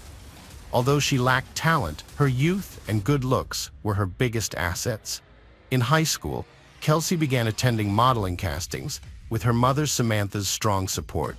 Samantha had once aspired to be a model herself and was enthusiastic about her daughter's endeavors. However, Kelsey only managed to secure a couple of shoots for clothing catalogs. At 18, Kelsey married Judy Turner when she was already pregnant. Shortly after, she gave birth to a daughter named Beverly. However, their marriage was brief and ended in divorce by the time she was 20. After abandoning her runway modeling career, Kelsey decided to pursue a career as a men's magazine model. She created a portfolio featuring provocative photos and submitted them to various publications, which quickly caught the attention of several men's magazines. Kelsey viewed this as the start of a promising career and her path to a glamorous, carefree lifestyle, which she had always aspired to. Over the next few years, she regularly received offers for photo shoots. She enthusiastically gave interviews, attended events, and attempted to establish valuable connections. Notable highlights of her career included one-off shoots for Playboy and Maxim, as well as a photo session and interview with 110 magazine. For these opportunities, she traveled to Los Angeles and Las Vegas. In an interview, Kelsey candidly described herself, stating that she was a blonde with a curvy figure and a slim waist, and asked what more one would need for happiness. She also shared that she enjoyed partying, spending time with friends, and living life to the fullest, believing that life is short and should be lived beautifully and joyfully. Kelsey was not overly concerned about her future, frequently changed partners, and quickly spent the money she earned or received from admirers. At 23, Kelsey had another child, a son named Josh, but the father refused to acknowledge him or marry her. As her modeling career declined, Kelsey turned to social media to build a following.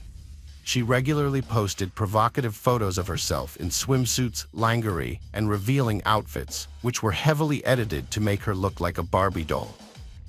She also shared pictures of herself at trendy boutiques, nightclubs, and popular entertainment venues, creating an illusion of a luxurious and carefree life. However, behind this facade, Kelsey, a single mother of 2 young children, was struggling to make ends meet. She didn't know how to manage her finances wisely and spent all her money as soon as she got it. In 2016, Kelsey faced a serious crisis after an incident involving her daughter, who was left traumatized and became withdrawn and mute, despite being physically unharmed. The incident led to therapy sessions with Dr. Thomas Burchard, a renowned child psychiatrist in Monterey, California, which ultimately contributed to a tragic event years later. Dr. Thomas Kirk Burchard was born in Boston, Massachusetts, on February 16, 1948, to a family of a prominent architect and engineer. His family later moved to Virginia, where his father taught at Harvard and the Architectural College at the Technological Institute. Thomas spent his childhood and youth in Virginia. Unlike his father, Thomas chose a career in medicine, specifically child psychology. After graduating from medical school and completing his thesis, Thomas worked as a pediatric psychiatry resident in several prestigious hospitals and lectured at colleges nationwide. Eventually, Dr. Burchard was employed at a public clinical hospital on the Monterey Peninsula in California, where he worked for over 40 years as a highly sought-after pediatric psychiatrist. Dr. Burchard was a highly respected doctor with a reputation for connecting with his young patients and taking on the toughest cases. He had a doctorate from the University of California, Berkeley, and an impressive academic record with over 300 scientific publications, cited nearly 40,000 times, giving him an H-index of 81. He was also known for his kindness, responsiveness, and generosity, particularly towards his young patients from low-income families. He even paid for hospital treatments for sick children and assisted single mothers. Dr. Burchard lived with a woman named D.Y., who was described as his assistant, housekeeper, lover, or fiancée. She was close to him and the first to notice changes in his behavior, which suggested early signs of dementia or Alzheimer's disease. As he approached his 70th birthday, Dr. Burchard became increasingly forgetful, absent-minded, and inattentive. To cope, he kept detailed diaries and notebooks to record everything, including names, dates, and events, to avoid confusion. He always carried a notebook with him containing sensitive information like banking details, account numbers, passwords, and card pins. Dr. Thomas Burchard's trusting nature led him to increase his financial support to those in need from hundreds to thousands of dollars. Kelsey Turner took advantage of Dr. Burchard's generosity. During her first visit with her daughter, she tearfully told the doctor that as a single mother of 2, she couldn't afford his expensive services. Feeling empathetic, Dr. Burchard offered to treat her child for free and even gave her $300 to help with her children's needs.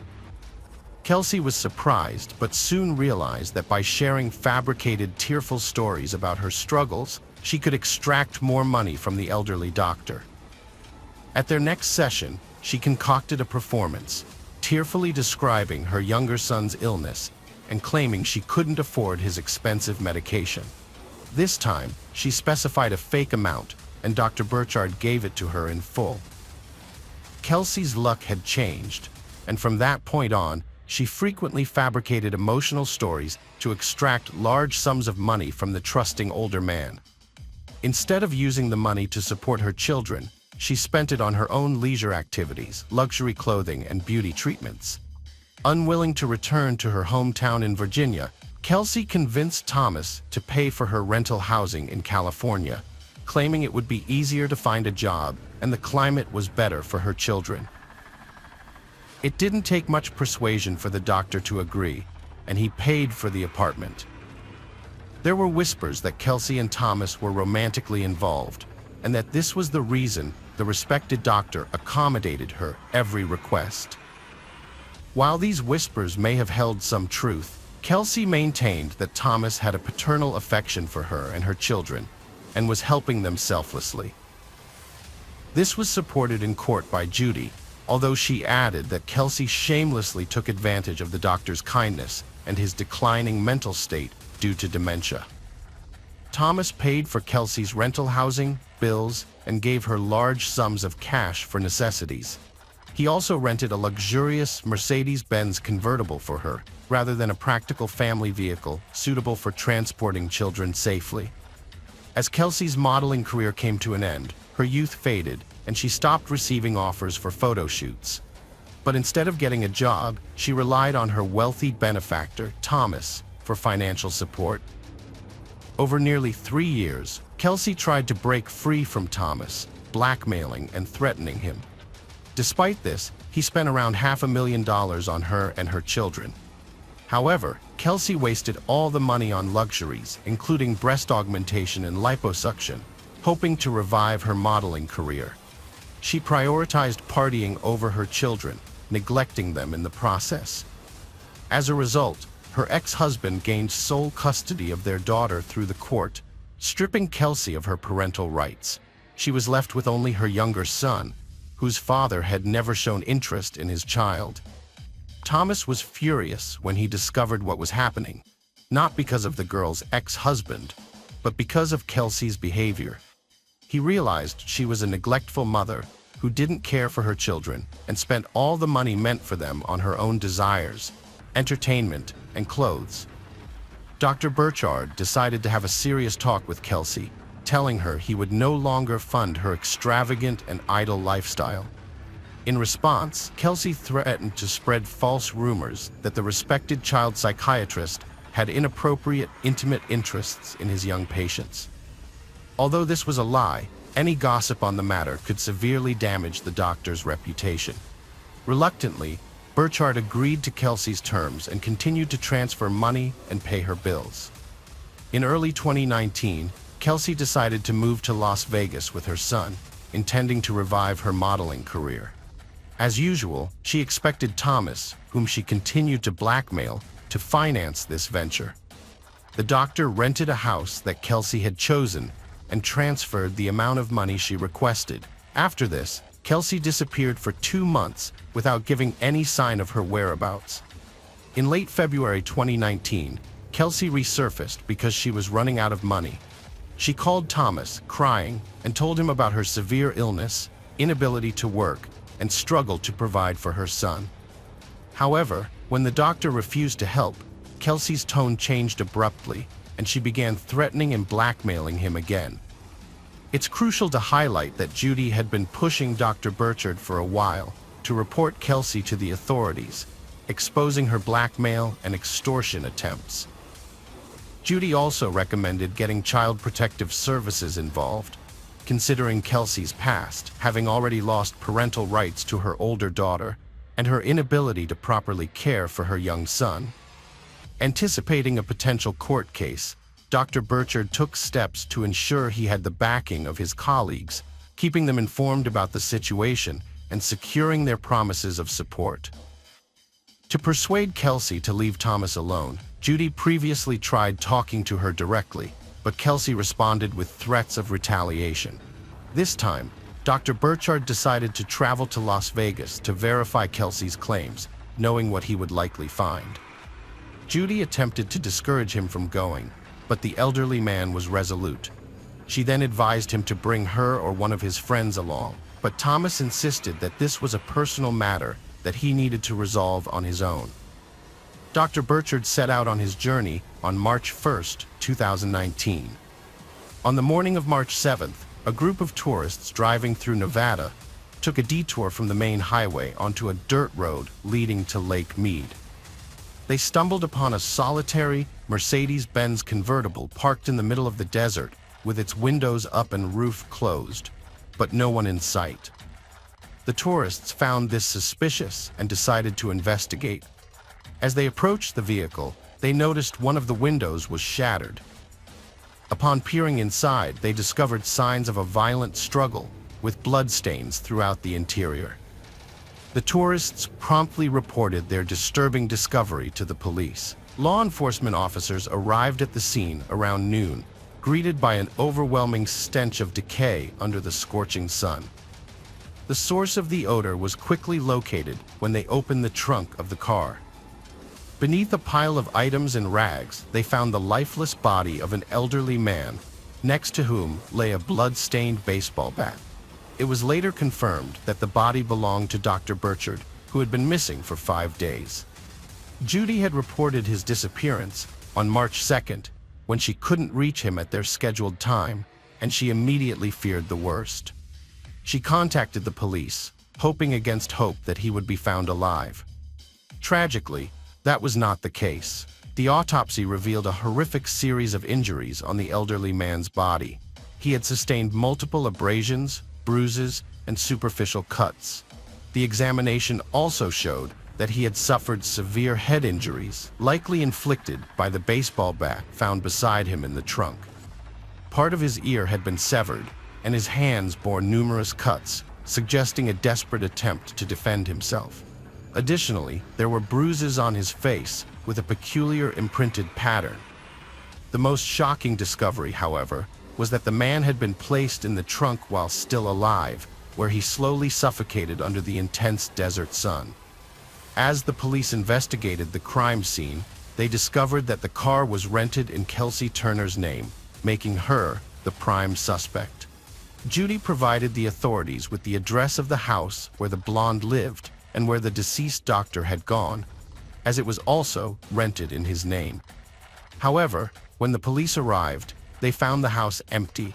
Inside, they noticed scattered containers of cleaning agents and a strong smell of household chemicals, indicating a hasty attempt to erase any evidence of the crime. The house had been occupied by Turner, her 4-year-old son, her new boyfriend John Logan Kennison, and 2 neighbors, Diana Pina and Jeremy Eric. Since they had all fled, they became suspects, as it seemed unlikely that the petite blonde could have inflicted such severe injuries on the doctor or moved his body to the car trunk alone. The police managed to interview Jeremy, who recalled that he and his girlfriend had left the house while the doctor was still alive and unharmed. According to Jeremy, his girlfriend had drunk too much and flirted with the doctor, trying to get a few $100s, similar to Kelsey's tactics. This had enraged Kelsey, who accused the woman of trying to steal her boyfriend. The 2 women almost got into a fight, and Jeremy had to quickly take his girlfriend away from the house. He hadn't returned for several days and was unaware of the subsequent events. Police discovered that Dr. Burchard habitually carried a notebook containing bank account details and passwords, but frequently misplaced it. Following his murder, the notebook went missing, and substantial sums were withdrawn from 2 of his accounts on March 3rd. The authorities promptly blocked the accounts and cards, and on March 21st, Kelsey and her boyfriend J.N. were apprehended in Stockton, California, after a second attempt to withdraw funds. Prior to their arrest, the couple, accompanied by their child, had been evading detection by hiding in motels, constantly changing their location and paying in cash. They later expressed regret for not completely depleting Burchard's accounts initially, and subsequently planned to empty them and flee to Mexico with the money. However, by the time they made their second attempt, the authorities had already blocked the accounts, leading to their capture. According to Diana, after Jeremy and his girlfriend left, a heated argument broke out between Turner and Dr. Burchard. This was triggered by the doctor's refusal to give Turner another cent. In a fit of rage, Turner threatened to ruin Dr. Burchard's reputation by spreading false rumors about his behavior with his young patients. As the situation escalated and Turner became physically aggressive, Dr. Burchard locked himself in a room for safety. However, J.N. forced open the door and violently attacked the elderly doctor with a bat, causing a severe hematoma and a nosebleed. Diana intervened, begging everyone to calm down. Upon seeing Dr. Burchard's condition, she urged them to take him to the hospital, worried about the consequences of their actions. Before they left, Dr. Burchard promised Diana that he would report to the police that he was attacked and robbed by strangers. The 4 of them then drove to the garage, where Dr. Burchard was seated in the back of the car. Kelsey instructed Diana to return to the house and thoroughly clean up, making sure to remove all traces of blood. Diana started cleaning as told, but heard Dr. Burchard's cries from the garage. Rushing back, she saw Kelsey and Kennison brutally attacking him, trapping him in the car. It was clear they never meant to take him to the hospital, but planned to kill him with a bat and knife. Diana was forced back to cleaning, fearing for her life. Later, she heard the cars drive away, and only Johns returned with Kelsey. From the start, Diana chose to cooperate with the authorities by agreeing to a plea deal, which meant she would reveal everything she knew about the case. In return, she avoided being charged with being an accomplice and received a relatively light 3-year sentence for tampering with evidence. In contrast, her former lovers refused to take responsibility and instead blamed each other for the crime. However, it was easy to prove their guilt because they left behind significant evidence in the car, and phone records showed they were in the desert on the night of March 2nd, where the car with the body was abandoned. Kennison was convicted of second-degree homicide and received a 45-year prison sentence with the possibility of parole after 18 years. The situation with Turner was more complicated. After her arrest, she announced that she was pregnant, which significantly delayed her trial. While in prison, she gave birth to a girl, and both the newborn and her son were placed in the care of social services because none of Turner's relatives were willing to take on the responsibility. In January 2023, following her lawyer's advice, Kelsey Turner admitted her guilt and was sentenced to 25 years in prison, with the possibility of parole no earlier than 10 years from the start of her sentence. She is currently serving her sentence at the Florence McClure Women's Correctional Center in Las Vegas. In conclusion, it is worth noting that ABC's documentary series 20th Century aired an episode in February 2023 titled A Model Murder, which detailed the heinous crime committed by Turner and her boyfriend against Dr. Burchard. Friends, welcome to our channel. Today we're going to take a look at another horrible case with you, the case of Vicki Roberts. Vicki Roberts, born Victoria Smith, was born in September 1984 in Cheshire, England. She grew up in a conservative and religious family with an older sister. The sisters attended a Christian school where they developed their musical talents and sang in the choir. Vicki was known for being kind, friendly, and helpful, always willing to lend a hand. After high school, Vicki enrolled in university and worked part-time at an IKEA store to fund her education. That's where she met Michael Roberts, a charismatic and sociable young man who was only a year older than her. Michael was also a student and an athlete who took care of his appearance. Initially, Vicki found Michael too talkative and intrusive, but he eventually won her over with his charming personality. Michael was born in June 1983 in Warrington, Cheshire, to a prominent chemical engineer and his family. As the eldest of 2 sons, Michael was raised with high expectations and strict discipline. His parents instilled in him the belief that he was destined for greatness, and Michael grew up to be ambitious, driven, and confident. He was a natural socialite, effortlessly making friends and commanding attention with his charismatic personality. His striking appearance, sense of humor, and intellectual curiosity only added to his charm. However, his parents' constant praise and emphasis on his superiority may have contributed to Michael's growing narcissism, which intensified over time. Michael desperately wanted to please his parents, so he strived to be the perfect son and meet their expectations. Meanwhile, Roberts, a womanizer, had a string of girlfriends and mistresses. He was skilled at secretly dating multiple people simultaneously, making each one believe they were the only one. He got a thrill from pursuing girls, particularly those who seemed out of his reach. One such girl was Vicki, who Michael was determined to win over. Initially, she kept him at arm's length, rejecting even his casual invitations to walk together after work or grab coffee. Vicki was a dedicated student and devoted her free time to church activities, leaving no room for dating or romance. It took Michael a few months to convince Vicky to go out with him. He won her over with his charming and sweet nature, showering her with flowers, gifts, and little surprises. He even took her to meet his parents, who adored her and gave their seal of approval for their son's choice. Vicky was convinced of his sincerity and eventually agreed to be his girlfriend. Michael became her first love and for a while, her only one. She was deeply happy with him, and it seemed like destiny had brought them together.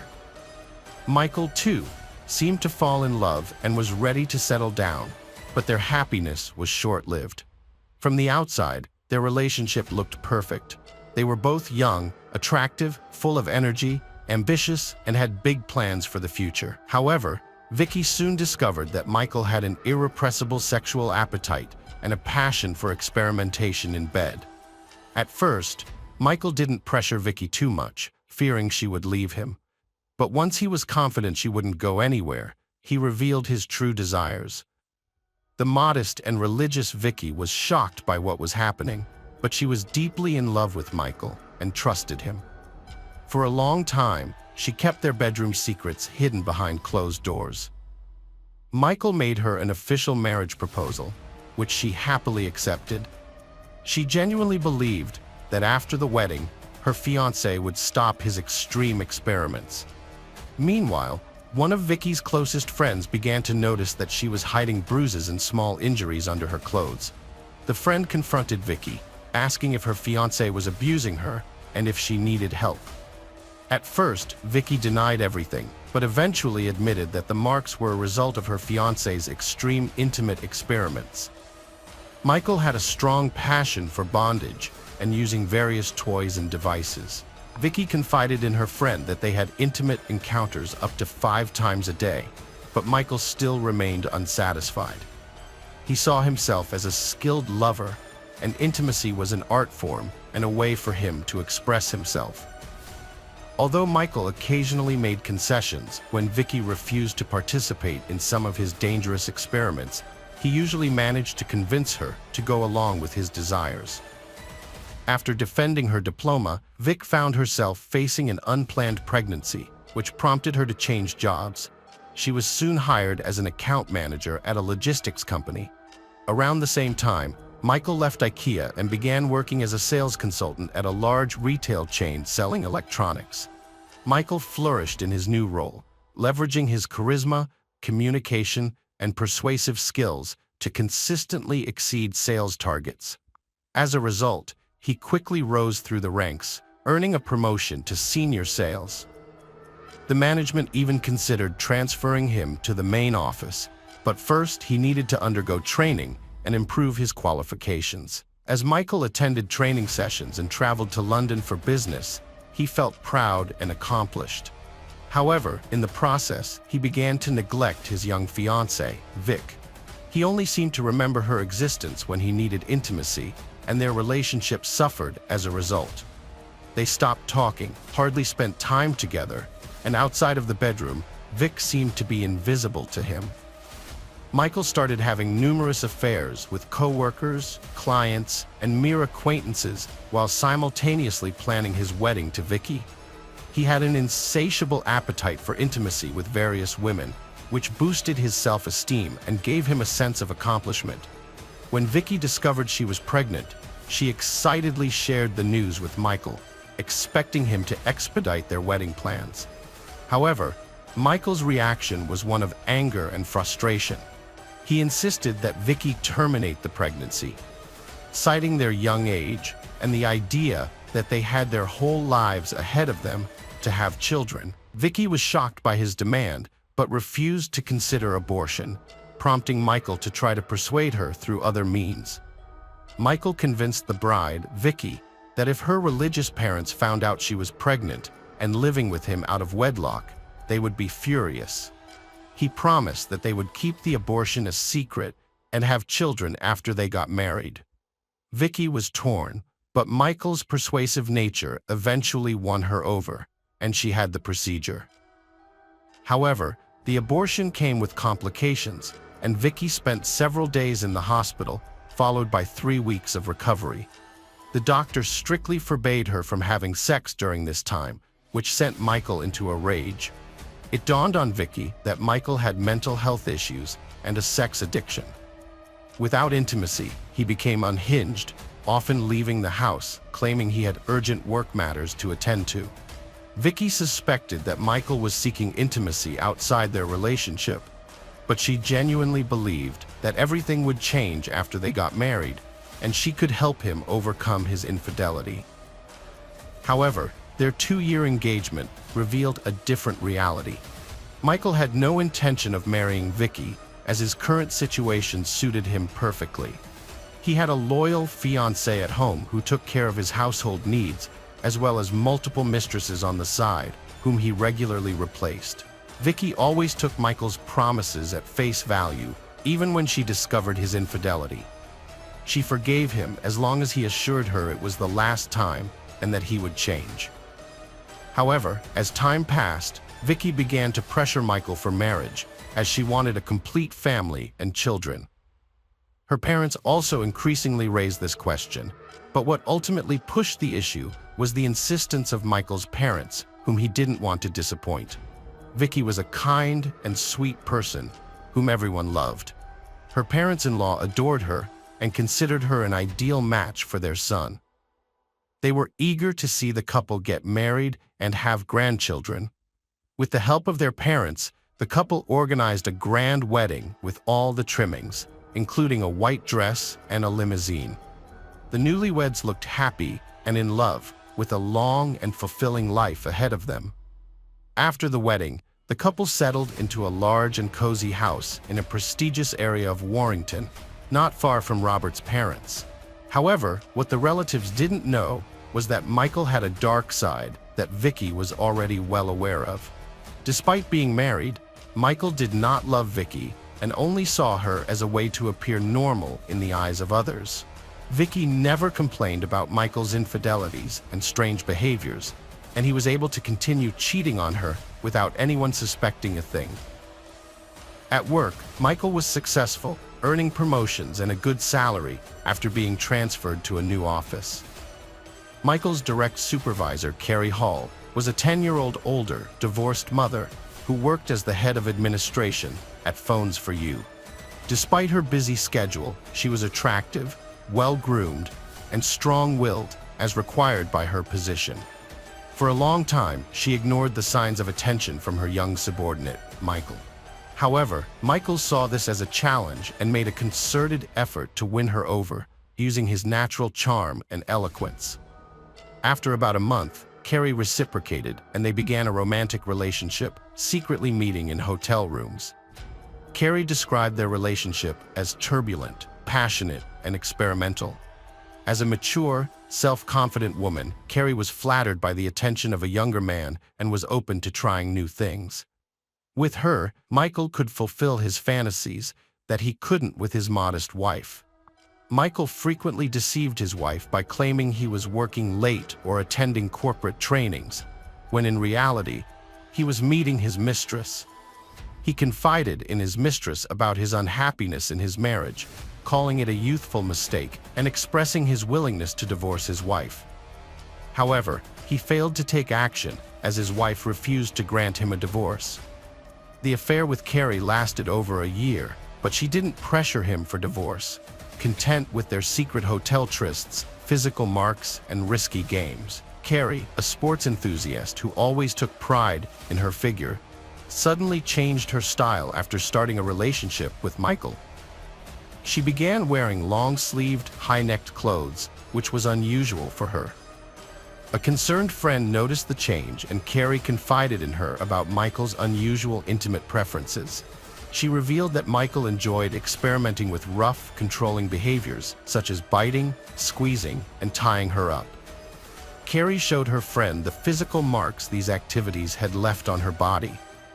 Although her friend urged her to go to the police, Carrie refused, saying that she had consented to these activities and that Michael usually warned her beforehand. However, she admitted that things sometimes got out of control, like when Michael would strangle her to supposedly enhance her pleasure, causing her to lose consciousness. Despite fearing these strangulation games, Carrie continued to succumb to Michael's persuasion, hoping that he would eventually tire of these cruel experiments or that she would become desensitized to them. Michael's wife and mistresses didn't try to intervene. Before they got married, Vicky had already suspected Michael's infidelity through open letters and a love letter. Despite knowing about his affairs, she believed her love and care could transform him into an exemplary family man.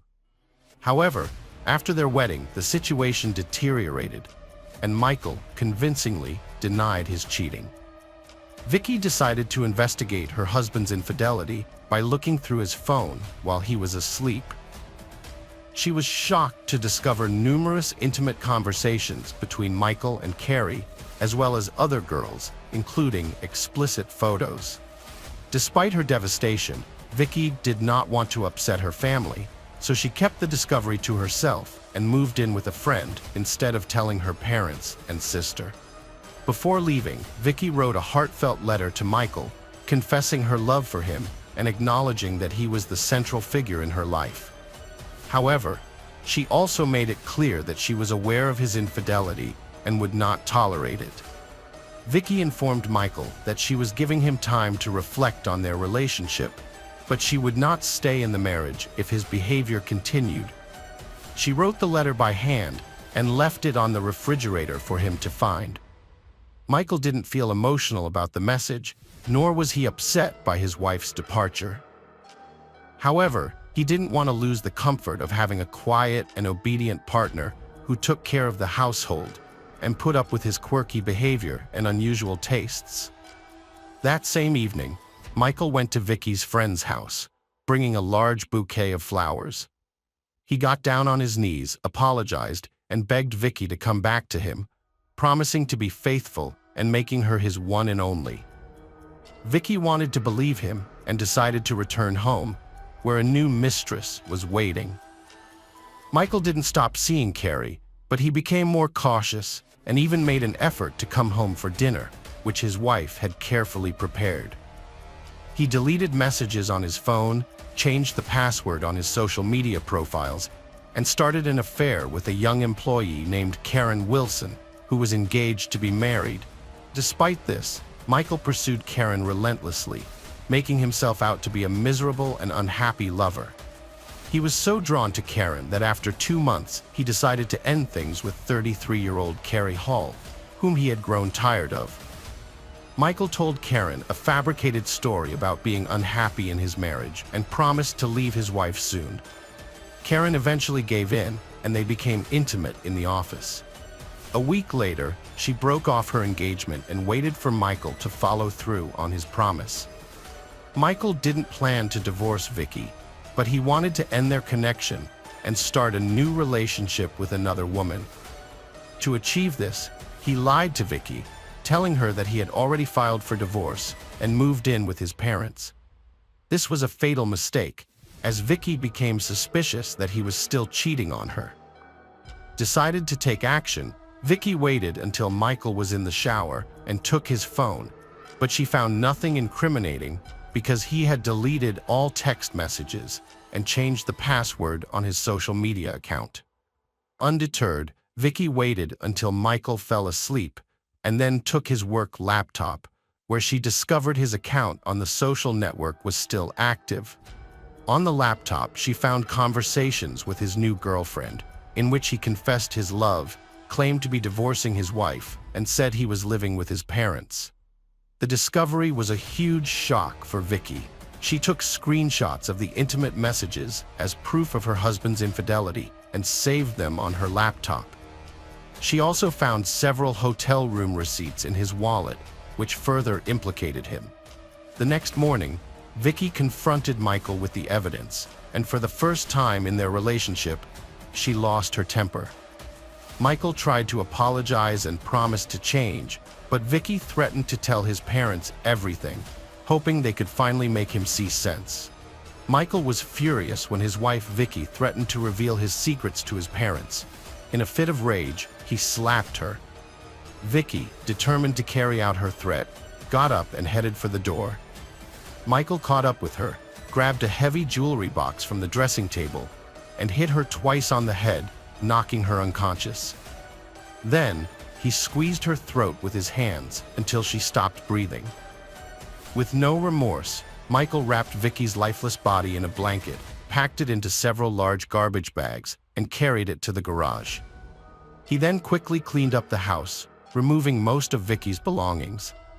After calling Karen, he invited her over and they had dinner, enjoying themselves in the same house where he had just murdered his wife. The next day, Michael ran off with Karen, leaving behind the scene of his crime. Michael told his parents that his wife had left him for another man. To convince them, he went to their home, cried on his mother's shoulder, and showed her messages on his wife's phone.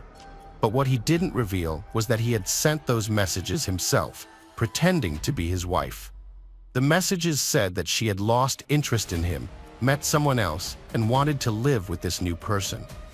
Meanwhile, Michael also sent messages to his wife's parents from her phone, saying that she had fallen in love with someone else, left with him, and asked them not to contact her and give her space.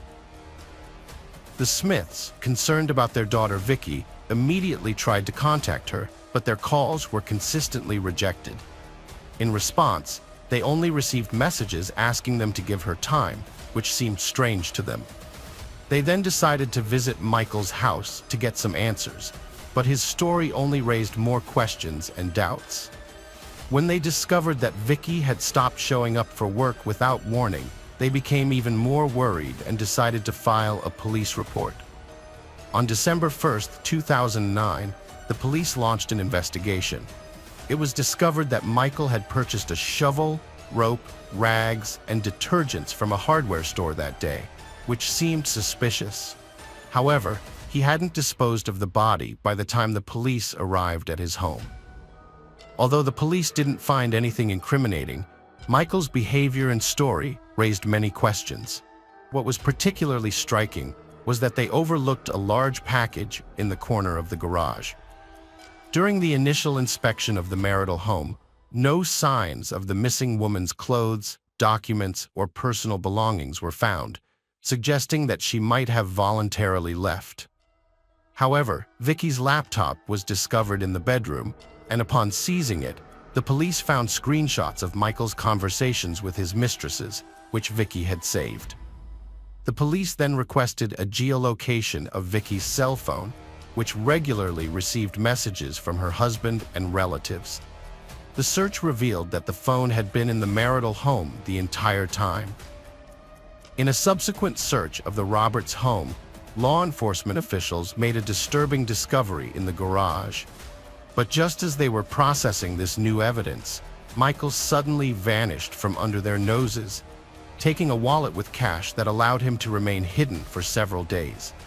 Michael's money ran out, so he turned to one of his mistresses, Lavina T., asking to stay with her for a while. However, one evening, she heard on the news that Michael was wanted for murdering his wife.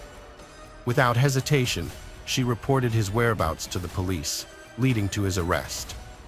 When questioned, Michael broke down in tears, claiming he was innocent.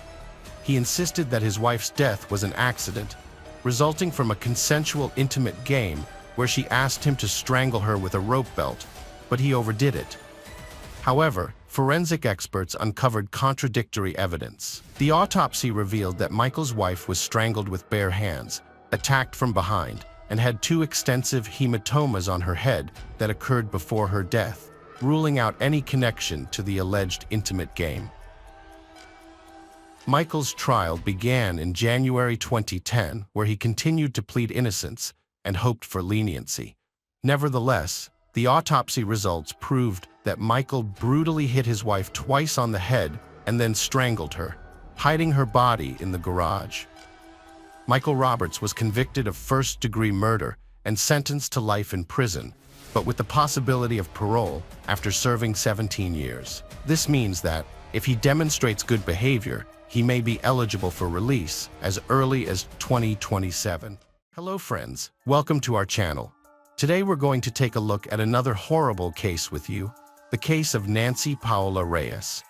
Nancy Paola Reyes Gorsi was born on April 13, 1991, in Granados, Guatemala, to Jorge and Pren Gorsi, a poor family of 7. Despite their financial struggles, her parents were determined to provide their 5 children with a good education, hoping they would have better lives.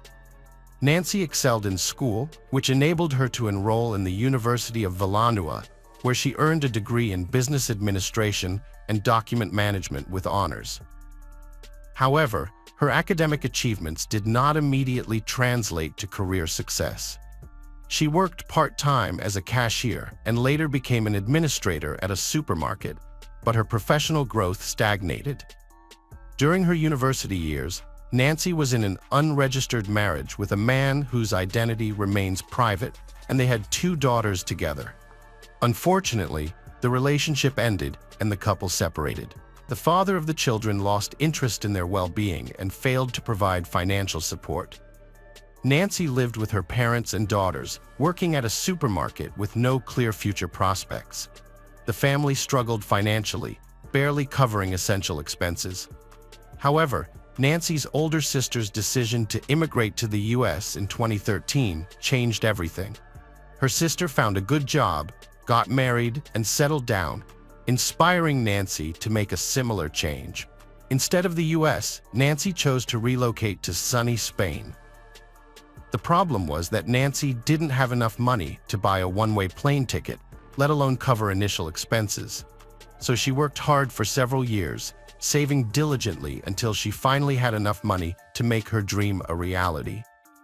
In July 2018, Nancy bought a ticket to Madrid, promising her parents she would stay in touch to alleviate their worries. Her plan was to find a place to live and a job upon arrival, with a few €1,000 to cover rent, food, and essentials until she could secure a steady income.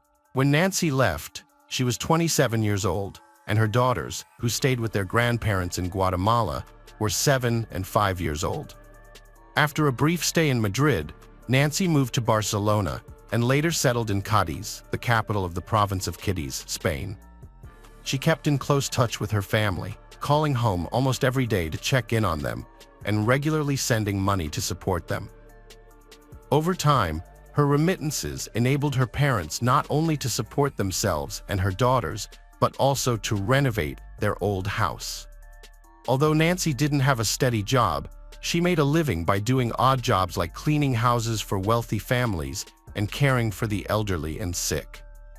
Despite the challenges, Nancy never complained and was optimistic about her decision to move to Europe, where she believed she had more opportunities. She was convinced that she could never have earned as much back in Guatemala, even if she worked non-stop without days off. Nancy was pleased with her new life and even planned to bring her daughters to Spain once she had saved enough to rent a comfortable and spacious home for the whole family. Nancy initially kept her personal life private, citing her busy work schedule as the reason. However, in the spring of 2020, she confided in her parents about meeting Carlos Andrés Bustamante, with whom she had begun a romantic relationship. The two had met by chance while Nancy was searching for a new place to live, and as they spent more time together, their relationship blossomed. They eventually moved in together, with Carlos being a year older than Nancy. At the start of their relationship, Carlos didn't have a steady income, relying on small, odd jobs to get by. As a result, Nancy became the primary breadwinner, covering their housing and bills, and often providing financial support for Carlos's personal expenses.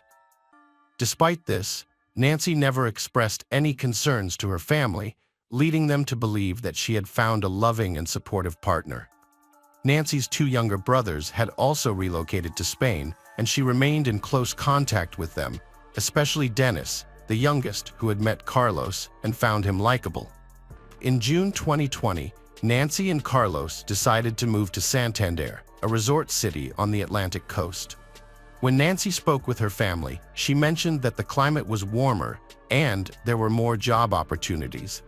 However, this was when problems in her relationship with Carlos started to emerge, which she tried to keep hidden.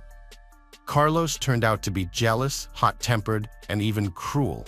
He had no career ambitions and was content to be supported by Nancy. Moreover, he struggled with alcohol abuse and occasionally used prohibited substances, despite repeatedly promising to quit and find a stable job. When Nancy discovered she was pregnant, she was already questioning whether to continue her life with Carlos. Carlos was overjoyed by the news and promised that their life would improve, but in reality, things only worsened. He continued to drink and use drugs, taking money from Nancy or asking his mother for it. Worse still, he began physically abusing Nancy, which she tried to conceal from everyone. On the evening of August 12th, a disturbing scene unfolded while Nancy was video chatting with her parents. Her partner, Carlos, suddenly burst into a fit of rage, yelling at Nancy and demanding to know who she was talking to. Refusing to believe her when she told him it was her mother, he snatched the phone from her hands. After verifying the truth by glancing at the screen, he carelessly tossed the device onto a chair and walked away. The very next day, a similar incident occurred. Carlos again wrestled the phone from Nancy's hands while she was speaking with her parents and daughters. He insisted on knowing who she was talking to, hurled insults at her, and even made threats. A terrified Nancy later attempted to downplay the situation to her relatives, attributing Carlos's behavior to excessive jealousy and assuring them that everything was under control.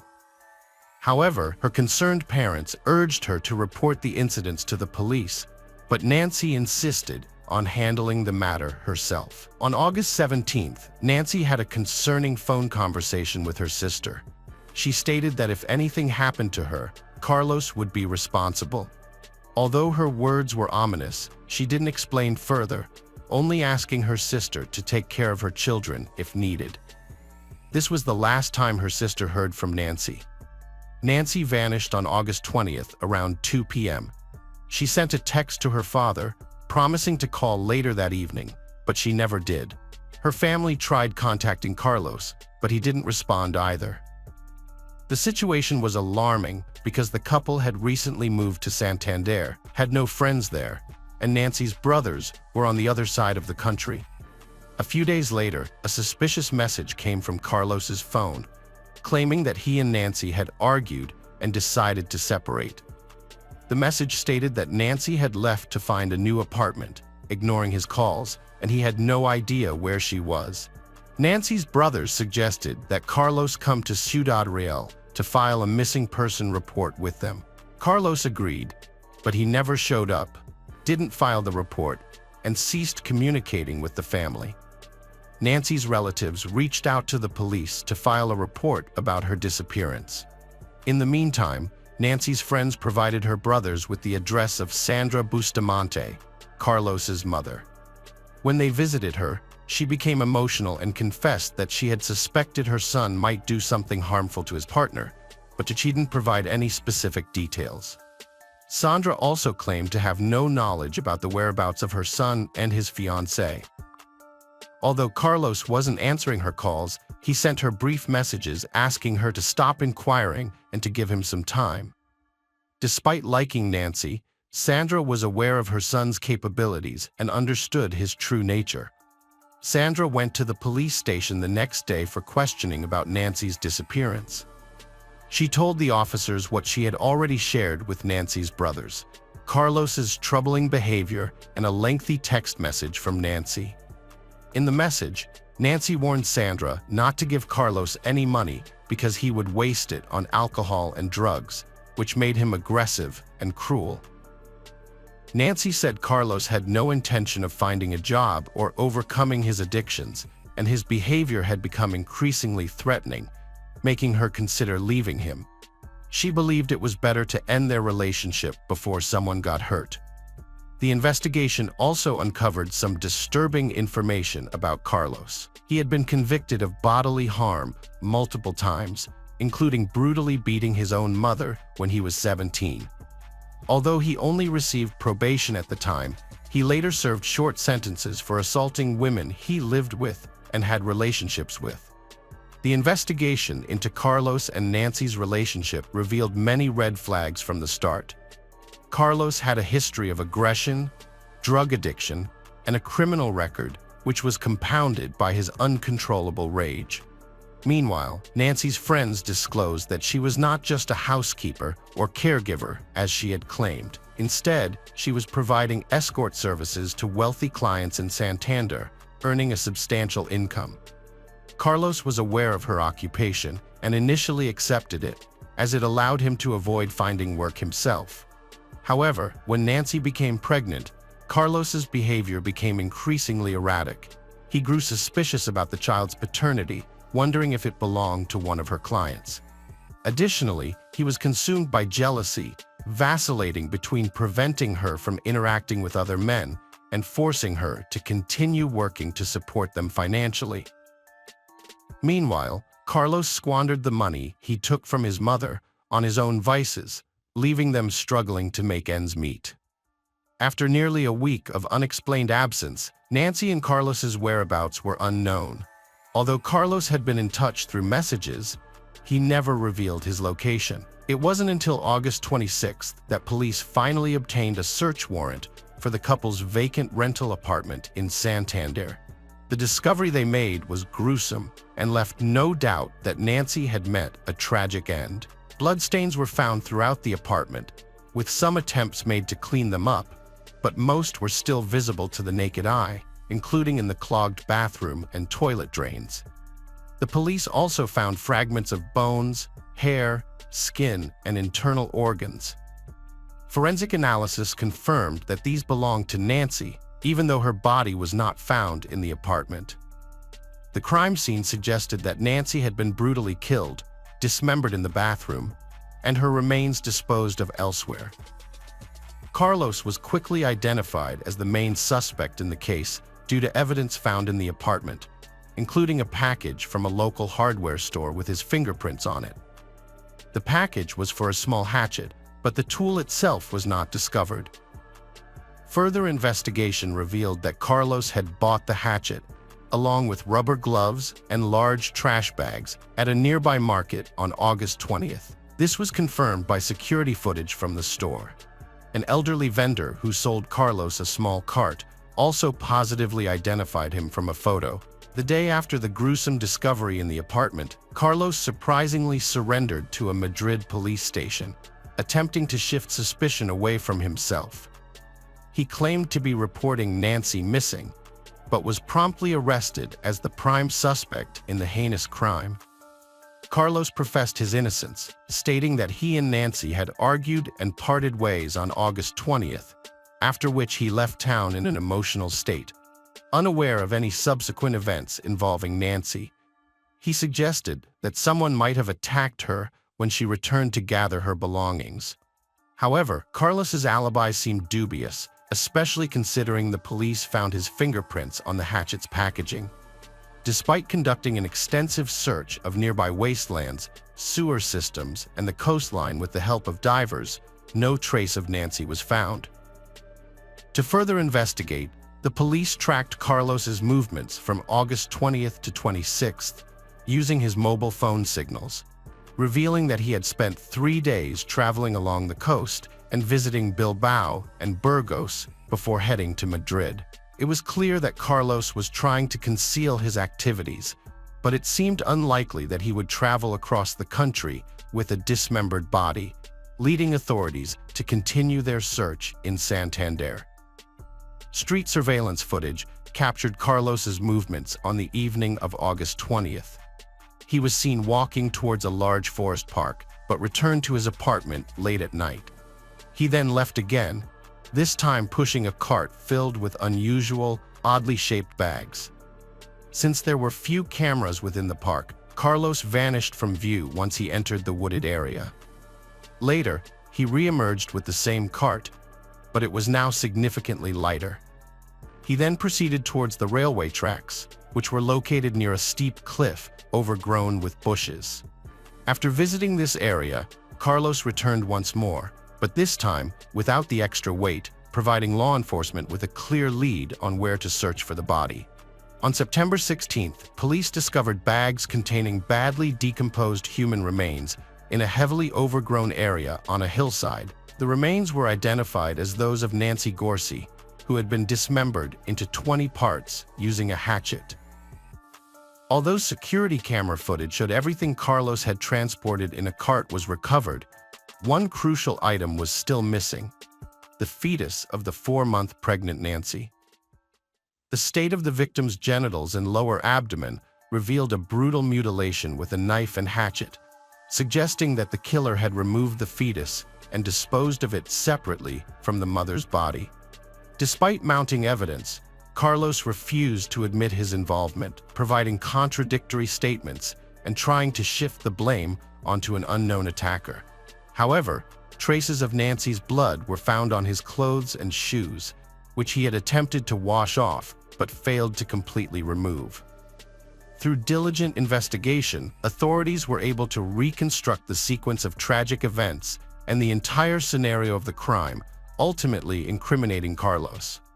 Forensic experts have reconstructed the events of August 20th. After an argument, the man brutally beat and strangled his pregnant partner, Nancy, in the kitchen, where bloodstains were later found on the floor and walls.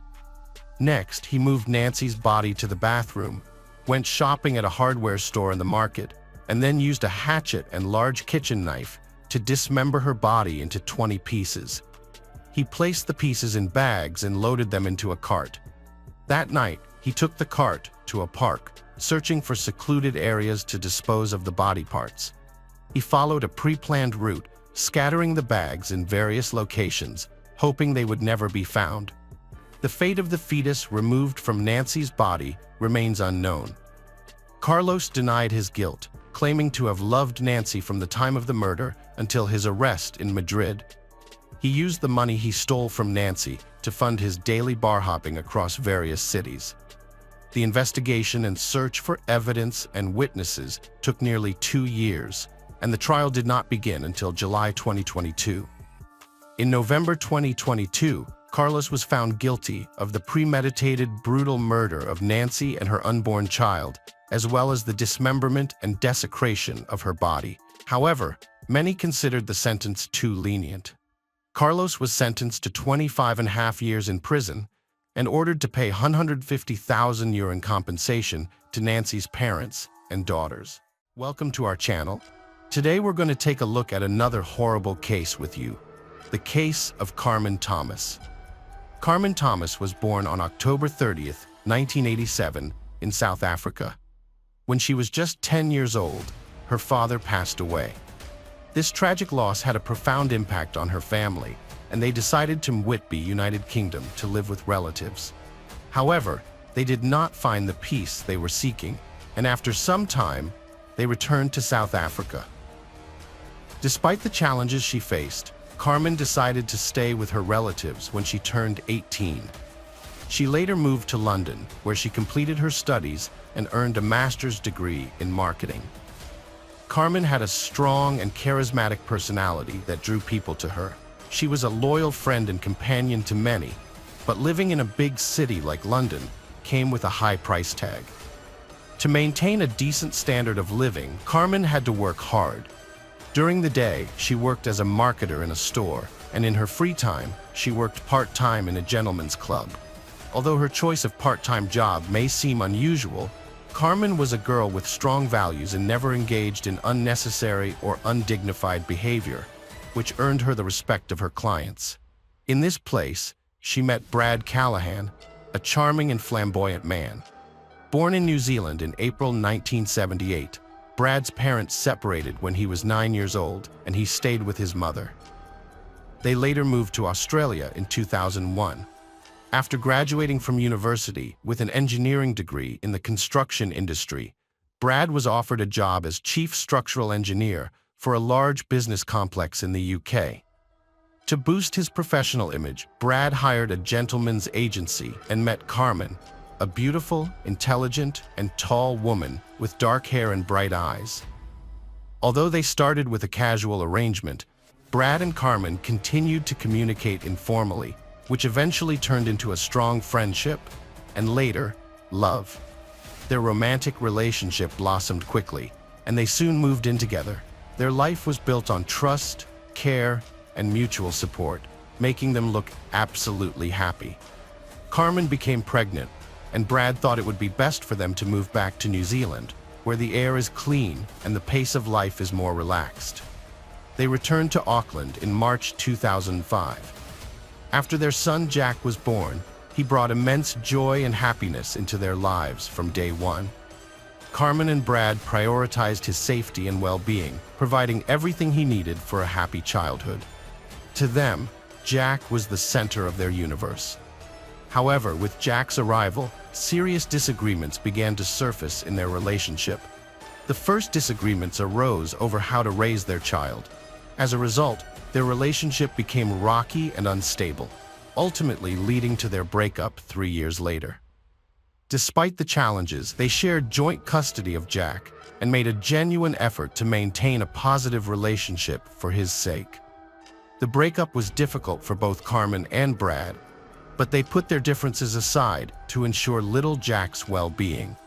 Carmen and Jack moved in with Colin, Carmen's half-brother, in Oakland, seeking emotional support and a sense of family. As time passed, Carmen regained her emotional balance and started rebuilding her life without Brad. In 2008, she decided to move to a house on a nearby street to Brad's so her young son could be closer to his father. Carmen, who had lost her own father at a young age, wanted to ensure her child would have a father figure in his life as much as possible. Carmen and Brad maintained a relationship for the sake of their son, but many people mistakenly thought they remained couple. In truth, they only communicated when necessary to support their child. As they went their separate ways, both Carmen and Brad concentrated on finding personal happiness. Brad continued his career as a construction engineer and eventually started a new relationship in May 2009, which led to an engagement. Carmen focused on raising their son while working at the Gentlemen's Club, which upset Brad. He thought the mother of his child should not be involved in questionable activities. This disagreement created tension in their relationship, which worsened over time. Carmen issued ultimatums, but Brad ignored them. Despite this, Brad got married again and was expecting another child. His new financial responsibilities affected the alimony he paid Carmen for Jack's care. The money issue triggered a series of scandals.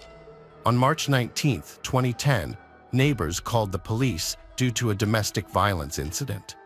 Carmen was involved in a physical altercation with Brad during an argument and received a warning. Their relationship finally broke down. Even after separation, arguments continued. Each new question about Jack's care sparked aggression and conflict between the two former lovers. They couldn't agree on something as simple as which school Jack should attend, leading to more disputes. On June 29, 2010, Brad visited Carmen's house to finalize a written agreement for child support and discuss a new school for Jack. However, Carmen was unhappy with the document and refused to sign it. In a heated argument, she shouted that Jack was not Brad's son and told him to leave. Brad departed. 2 weeks passed without Brad contacting Carmen. Concerned for her safety, Brad reported Carmen Thomas missing to the police on July 13, 2010. The authorities took his report and launched an investigation. By analyzing video footage and interviewing neighbors, investigators were able to piece together a timeline of events leading up to Carmen's disappearance, uncovering crucial details that would aid in the search for her. On June 29th, a surveillance camera caught Carmen on tape at a nearby supermarket, not far from the house she shared with Jack. The police were alerted to the house when they noticed that there was no garbage can outside, which seemed unusual. Upon inspecting the house, they found traces of blood on the front door, washing machine, and shower. Forensic experts used luminol to detect blood evidence, which reacts with the iron in hemoglobin. The test revealed multiple patterns of bloodstains on the bathroom door and floor, confirming their suspicions. The landlady reported that on June 29th she heard loud screams, followed by prolonged crying and moaning. She went to Carmen's door, but no one answered. When she looked out the window, she saw a street trash can and an overturned drying rack on the ground. Alarmed, she called her husband. Before he arrived, Brad emerged from the house. holding dirty clothes. When he saw the landlady, he hastily explained that Carmen had undergone a medical procedure and had vomited blood. However, the landlady was suspicious, noting that Brad looked like he had just showered. Despite her doubts, she didn't call the police, as she had no reason to disbelieve Brad's story. The police investigation focused on Carmen's cell phone, which showed a steady stream of messages and calls. However, the tone and style of these communications didn't match Carmen's usual way of communicating. This sparked even more questions. Where did Carmen go for medical help, and why? Fortunately, the answers weren't far off. As the investigation continued, Carmen's car was discovered. In the back seat, her personal belongings, including luggage and clothes, were found. A closer look at the seized suitcase revealed bloodstains on some items. A note in the car revealed that Carmen owed money to her employer. A surprising discovery was made in the glove compartment, an envelope with Misty's name on it, containing $270. Police Inspector Mark Benefield suspected foul play after discovering bloodstains in Carmen's car. A search of the countryside southeast of Auckland was conducted, but Carmen's body was not found. The investigation continued, with detectives analyzing Carmen's and Brad's phone records. They made a surprising discovery. Both phones were in the same location throughout the search period, and Carmen's phone hadn't connected to a cell tower in Hamilton. A crucial piece of evidence was a missing trash can, which had vanished from its usual spot near the house on the day Carmen disappeared. A neighbor had seen it through her window. But why was it necessary for the trash can to be inside the house in the first place? The police investigated Brad's phone and financial records, which revealed some suspicious purchases on June 30th, including a meat cleaver, a large plastic container, and garbage bags.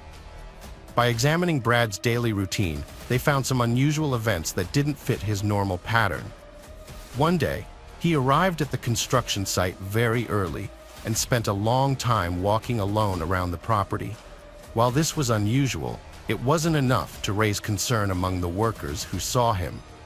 As the evidence mounted, including Carmen's phone and Brad's questionable purchases, he went from being a victim to a suspect. The police believed that Brad had killed Carmen by hitting her on the head multiple times and then hiding her body. On September 21st, Brad was arrested and charged with Carmen's murder and attempting to modify the course of justice. He pleaded not guilty and was scheduled for trial. In a surprising coincidence, Brad's second son was born to his new partner while he was in custody, causing a wave of emotion and resentment in the young father. 9 days after his arrest, Brad broke down and revealed to investigators where he had buried Carmen's body. Brad concocted a plan to make it seem like Carmen had left for Hamilton and never came back.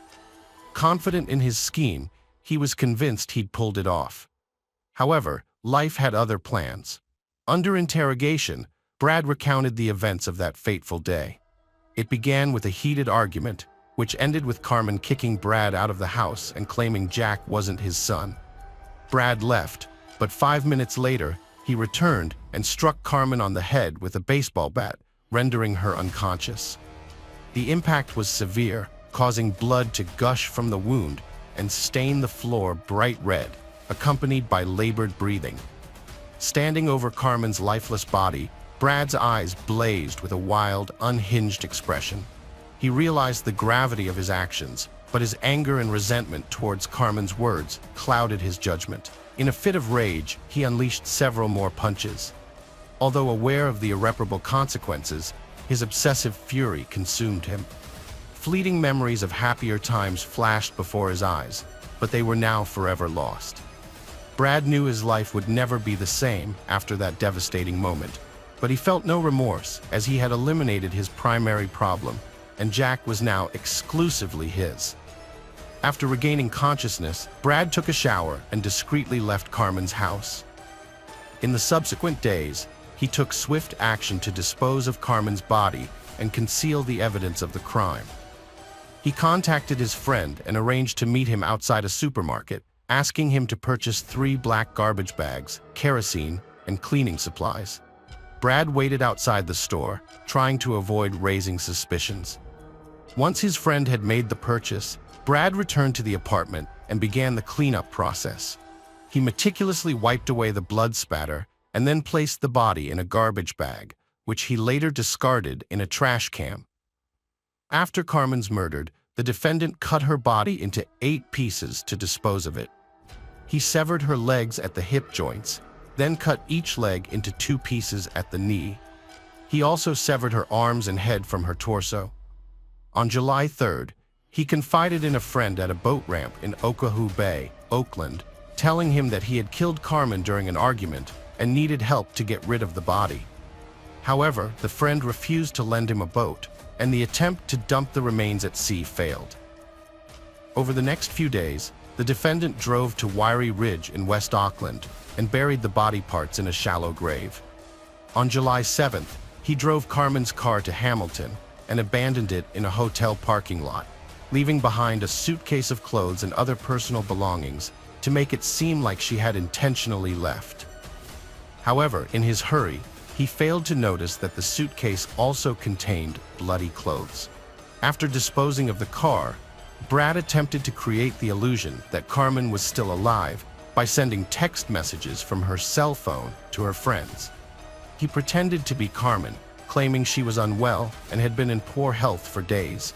However, Brad's plan ultimately failed. On October 1st, the police searched the burial site indicated by Brad and discovered Carmen's body. Her remains were found in plastic containers in a makeshift grave on Waitia Ridge, and an autopsy revealed that she had died from multiple head injuries, including a fatal blow that caused a compressed skull fracture. After forensic examinations, Carmen's body was returned to her family for burial. A private funeral was held at Green Lane Christian Center on October 13th to honor Carmen, a young mother known for her cheerful, kind, and successful nature. Her son, little Jack, was only able to hug and kiss her white casket, having waited and hoped to see and hug his mother. The first court hearing for Carmen's case took place on February 8, 2011. Judge Venning found the crime to be unintentional, taking into account Brad's claim that he acted in a fit of rage. While Judge Venning acknowledged this, he was less lenient when it came to Brad's attempted cover-up. On May 26, 2011, Brad Callahan was charged with attempting to obstruct justice. According to the police investigation, on July 29, 2010, Callahan fatally struck Carmen Thomas multiple times in the head. He then sent a text message to a friend asking for 3 garbage bags and a bottle of kerosene. Subsequently, Callahan dismembered Carmen's body into 8 pieces to dispose of it. On November 25, 2011, a retrial was held, and police officers involved in the case filled the Auckland High Court. Unexpectedly, Brad Callahan pleaded guilty to 2 charges: murder and attempting to obstruct justice following Carmen's death. This was a reversal of his previous denial of guilt. The judge described Callahan's actions as one of the most serious cases of attempting to pervert the course of justice, stating it was as serious as it gets. The judge also characterized the murder of Carmen Thomas as brutal, but not severe enough to warrant the harshest sentencing laws. A 33-year-old man, Brad Callahan, was sentenced to life in prison for murdering Carmen Thomas in Auckland High Court. The court was packed with Carmen's friends and family, including her parents, who had traveled from South Africa. Judge Venning condemned Callahan's attempts to cover his tracks, describing them as insufficient to bring him to justice. Callahan will serve his life sentence and 6 years for attempting to pervert the course of justice concurrently. Detective Inspector Mark Benefield stated that Callahan's actions had a devastating impact on 2 families and that he had effectively passed judgment on himself. Callahan's supporters left the court without commenting.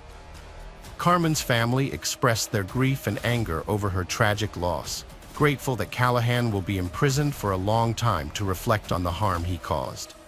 Her mother, Teresa Scott, was left completely devastated by the incident. Detective Mark Benefield explained that the 10-week investigation into Carmen's disappearance involved hundreds of hours of police work. Early on, they suspected she was murdered and carefully gathered evidence, following proper legal procedures. Benefield praised the cooperation with the defendant's employer and ongoing efforts to search the construction site for more evidence. He didn't rule out further arrests or charges related to Carmen's death. The Thomas family is devastated, saying they'll never forgive Brad for his actions. However, Carmen's stepfather, Wayne Callahan, and his attorney, Stuart Grieve, acknowledged Brad's acceptance of responsibility and won't challenge the sentence. The case raises concerns about potential biases against Carmen due to her profession, but emphasizes that the victim is not to blame and Brad's actions were inexcusable. The case has garnered significant media attention due to its rarity in New Zealand. The impact on Carmen's young son, Jack, who now lives under an assumed name, is also discussed, with the need to protect him from learning the truth about his mother's fate. Hello friends, welcome to our channel. Today we're going to take a look at another horrible case with you, the case of Brianna Marie Schneller.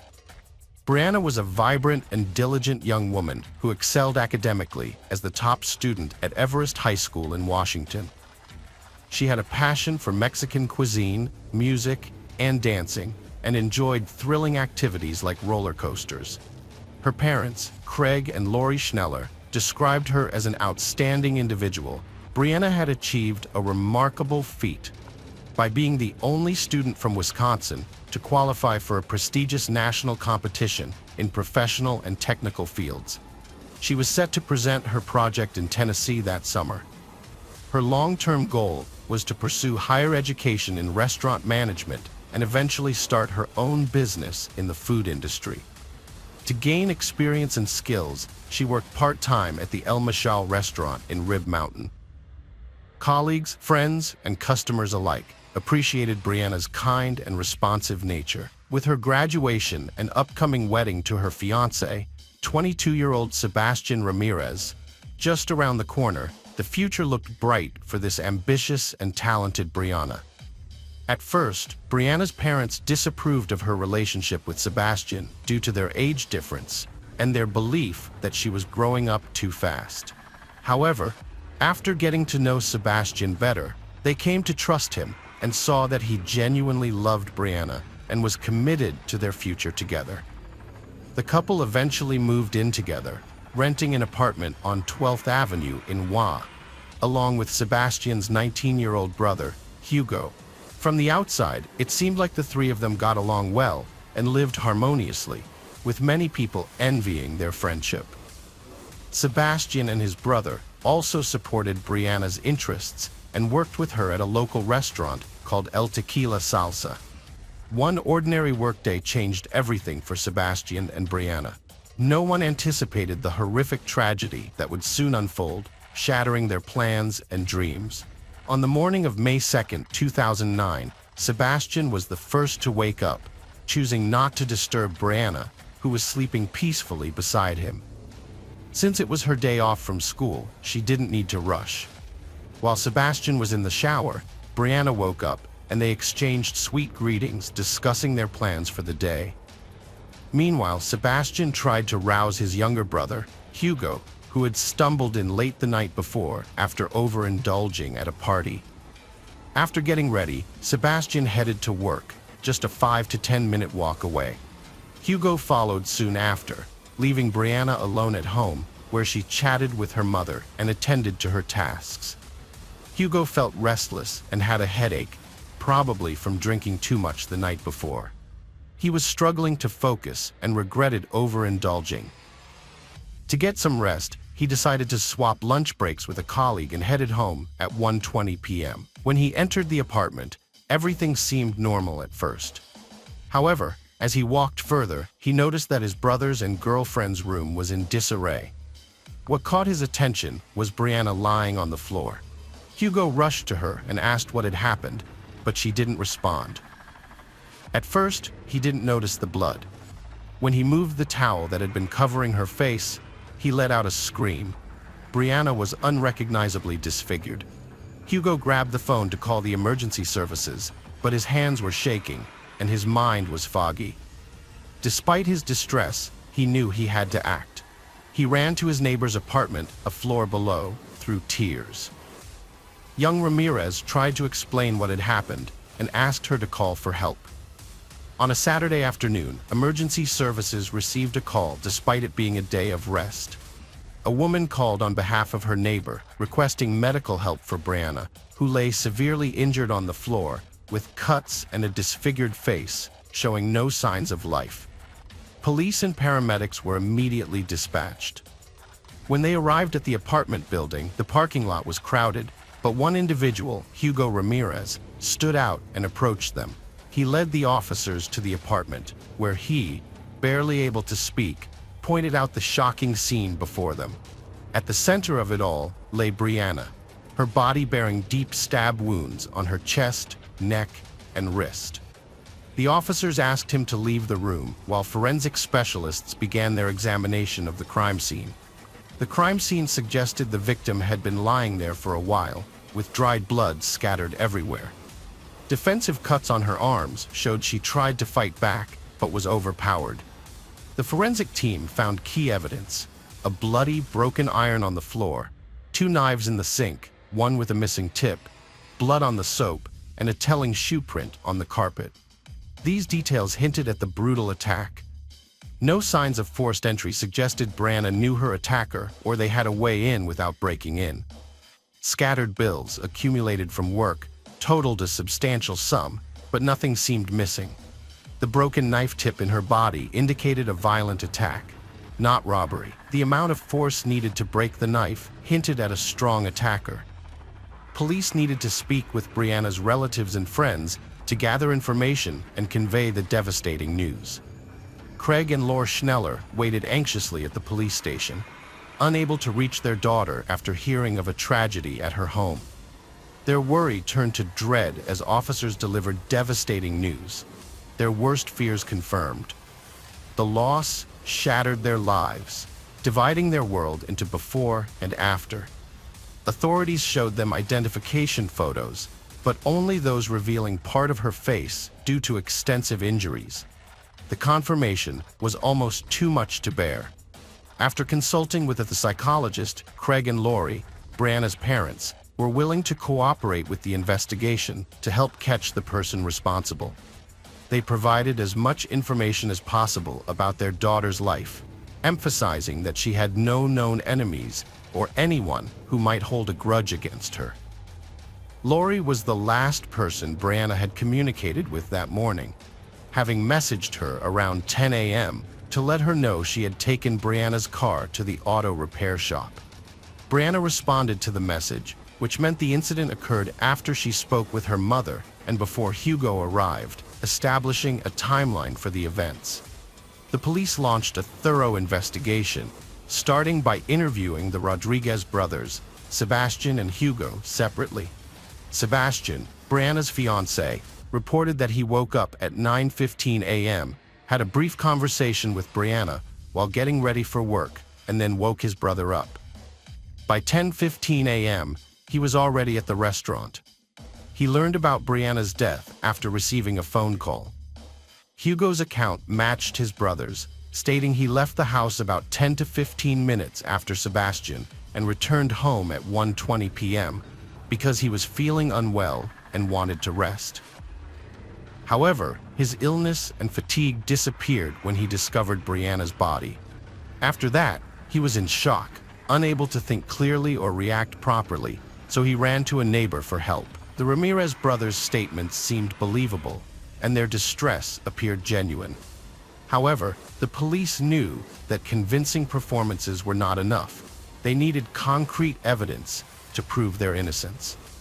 It was possible that one brother was the killer, and the other was covering for him.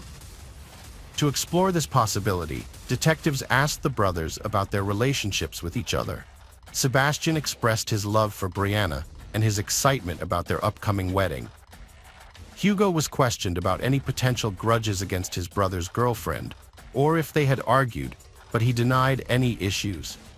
He also clarified that, despite finding Brianna attractive, he had no romantic intentions towards her, because he valued his good relationship with his brother and would never interfere with Sebastian's happiness.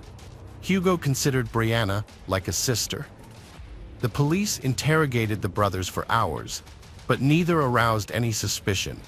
After taking DNA samples, they were allowed to return home. Detectives verified the brothers' alibis by interviewing El Tequila Salsa restaurant employees and reviewing surveillance footage. The evidence confirmed their accounts, ruling out a domestic crime. The new focus became identifying Brianna's killer. Was a predator watching her, striking when she was alone? The investigation continued. The autopsy results confirmed the police's initial suspicions. Brianna was hit on the head with a blunt object, then her throat was slit and she suffered multiple stab wounds. The intense attack left numerous, potentially fatal wounds. Despite the brutality, Brianna fought back fiercely, as evidenced by foreign DNA under her fingernails. Initial claims that nothing was missing proved false. Brianna's phone was gone, and Sebastian reported it to detectives. The phone's active signal led police to a nearby restaurant where Sebastian and Hugo worked. The investigation became even more complicated when the brothers provided a solid alibi and one of them reported the missing phone, which seemed suspicious given the coincidences. Detectives rushed to the location indicated, but instead of a crime scene, they found themselves in the parking lot of a shopping center with a restaurant. After a brief search, they found a plastic takeout bag in a trash bin with the logo of El Tequila Salsa. Inside the bag, they discovered the girl's phone, 2 mismatched gloves, and a pair of women's underwear. One of the gloves was stained with blood. This unexpected discovery changed the direction of the investigation, suggesting that the crime might have been motivated by intimate reasons and involved a predator. The bag and its contents were sent to the laboratory to be analyzed for potential fingerprints or DNA evidence from the perpetrator. When shown a photo of the items, Sebastian identified the underwear as belonging to his girlfriend. The investigation continued, with multiple interrogations of the restaurant staff, and on May 5th, everyone was asked to provide DNA samples and undergo medical examinations to check for scratches or injuries. The police also thoroughly reviewed both internal and external surveillance footage from the restaurant and neighboring establishments. The police faced a significant challenge in identifying who had discarded the bag. Their initial attention focused on a kitchen worker who arrived late to work around the time Brianna's lifeless body was discovered. However, he had a solid alibi, as a traffic stop for speeding en route to the restaurant supported his claim. Fortunately, reviewing surveillance footage greatly aided the investigation. Raul Ponceroa, a 24-year-old kitchen manager, became a person of interest. He left the building at 10:18 a.m. wearing a brown hoodie, but returned without it at 10:53 a.m. Raul claimed he went to pick up friend Luciano, a dishwasher who lived in the same building as the victims. Upon further inquiry, Raul claimed the errand took about 20 minutes, but a discrepancy remained. What happened during the remaining 15 minutes? Raul refused to provide an explanation, while Luciano corroborated Raul's story, stating they didn't stop anywhere on their way to work. Nevertheless, the 15-minute gap continued to trouble detectives, and Raul's behavior raised suspicions, particularly given the unexplained cuts on his hands, which he attributed to working with knives. Raul seemed suspicious, but there wasn't enough evidence to hold him. However, by May 9th, investigators had established a crucial timeline. On May 2nd at 1:16 p.m., a single employee left the back door of El Tequila Salsa, and at the same time, only one person approached the trash bins. It didn't take long to identify the suspect, and surprisingly, it wasn't Sebastian or Hugo Ramirez, as initially suspected, but Raul Ponceroa, the manager. Authorities searched Raul's home, finding intriguing personal items: women's underwear, adult videos, a brown hoodie, and a glove like one found in a trash bin. They sent his DNA for comparison with the plastic bag samples and analyzed a female hair strand on his clothing. With evidence pointing to Brianna, they awaited test results.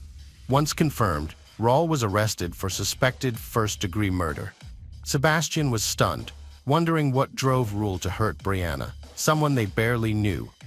Rule had always seemed kind and cheerful, the last person Sebastian suspected of harming anyone.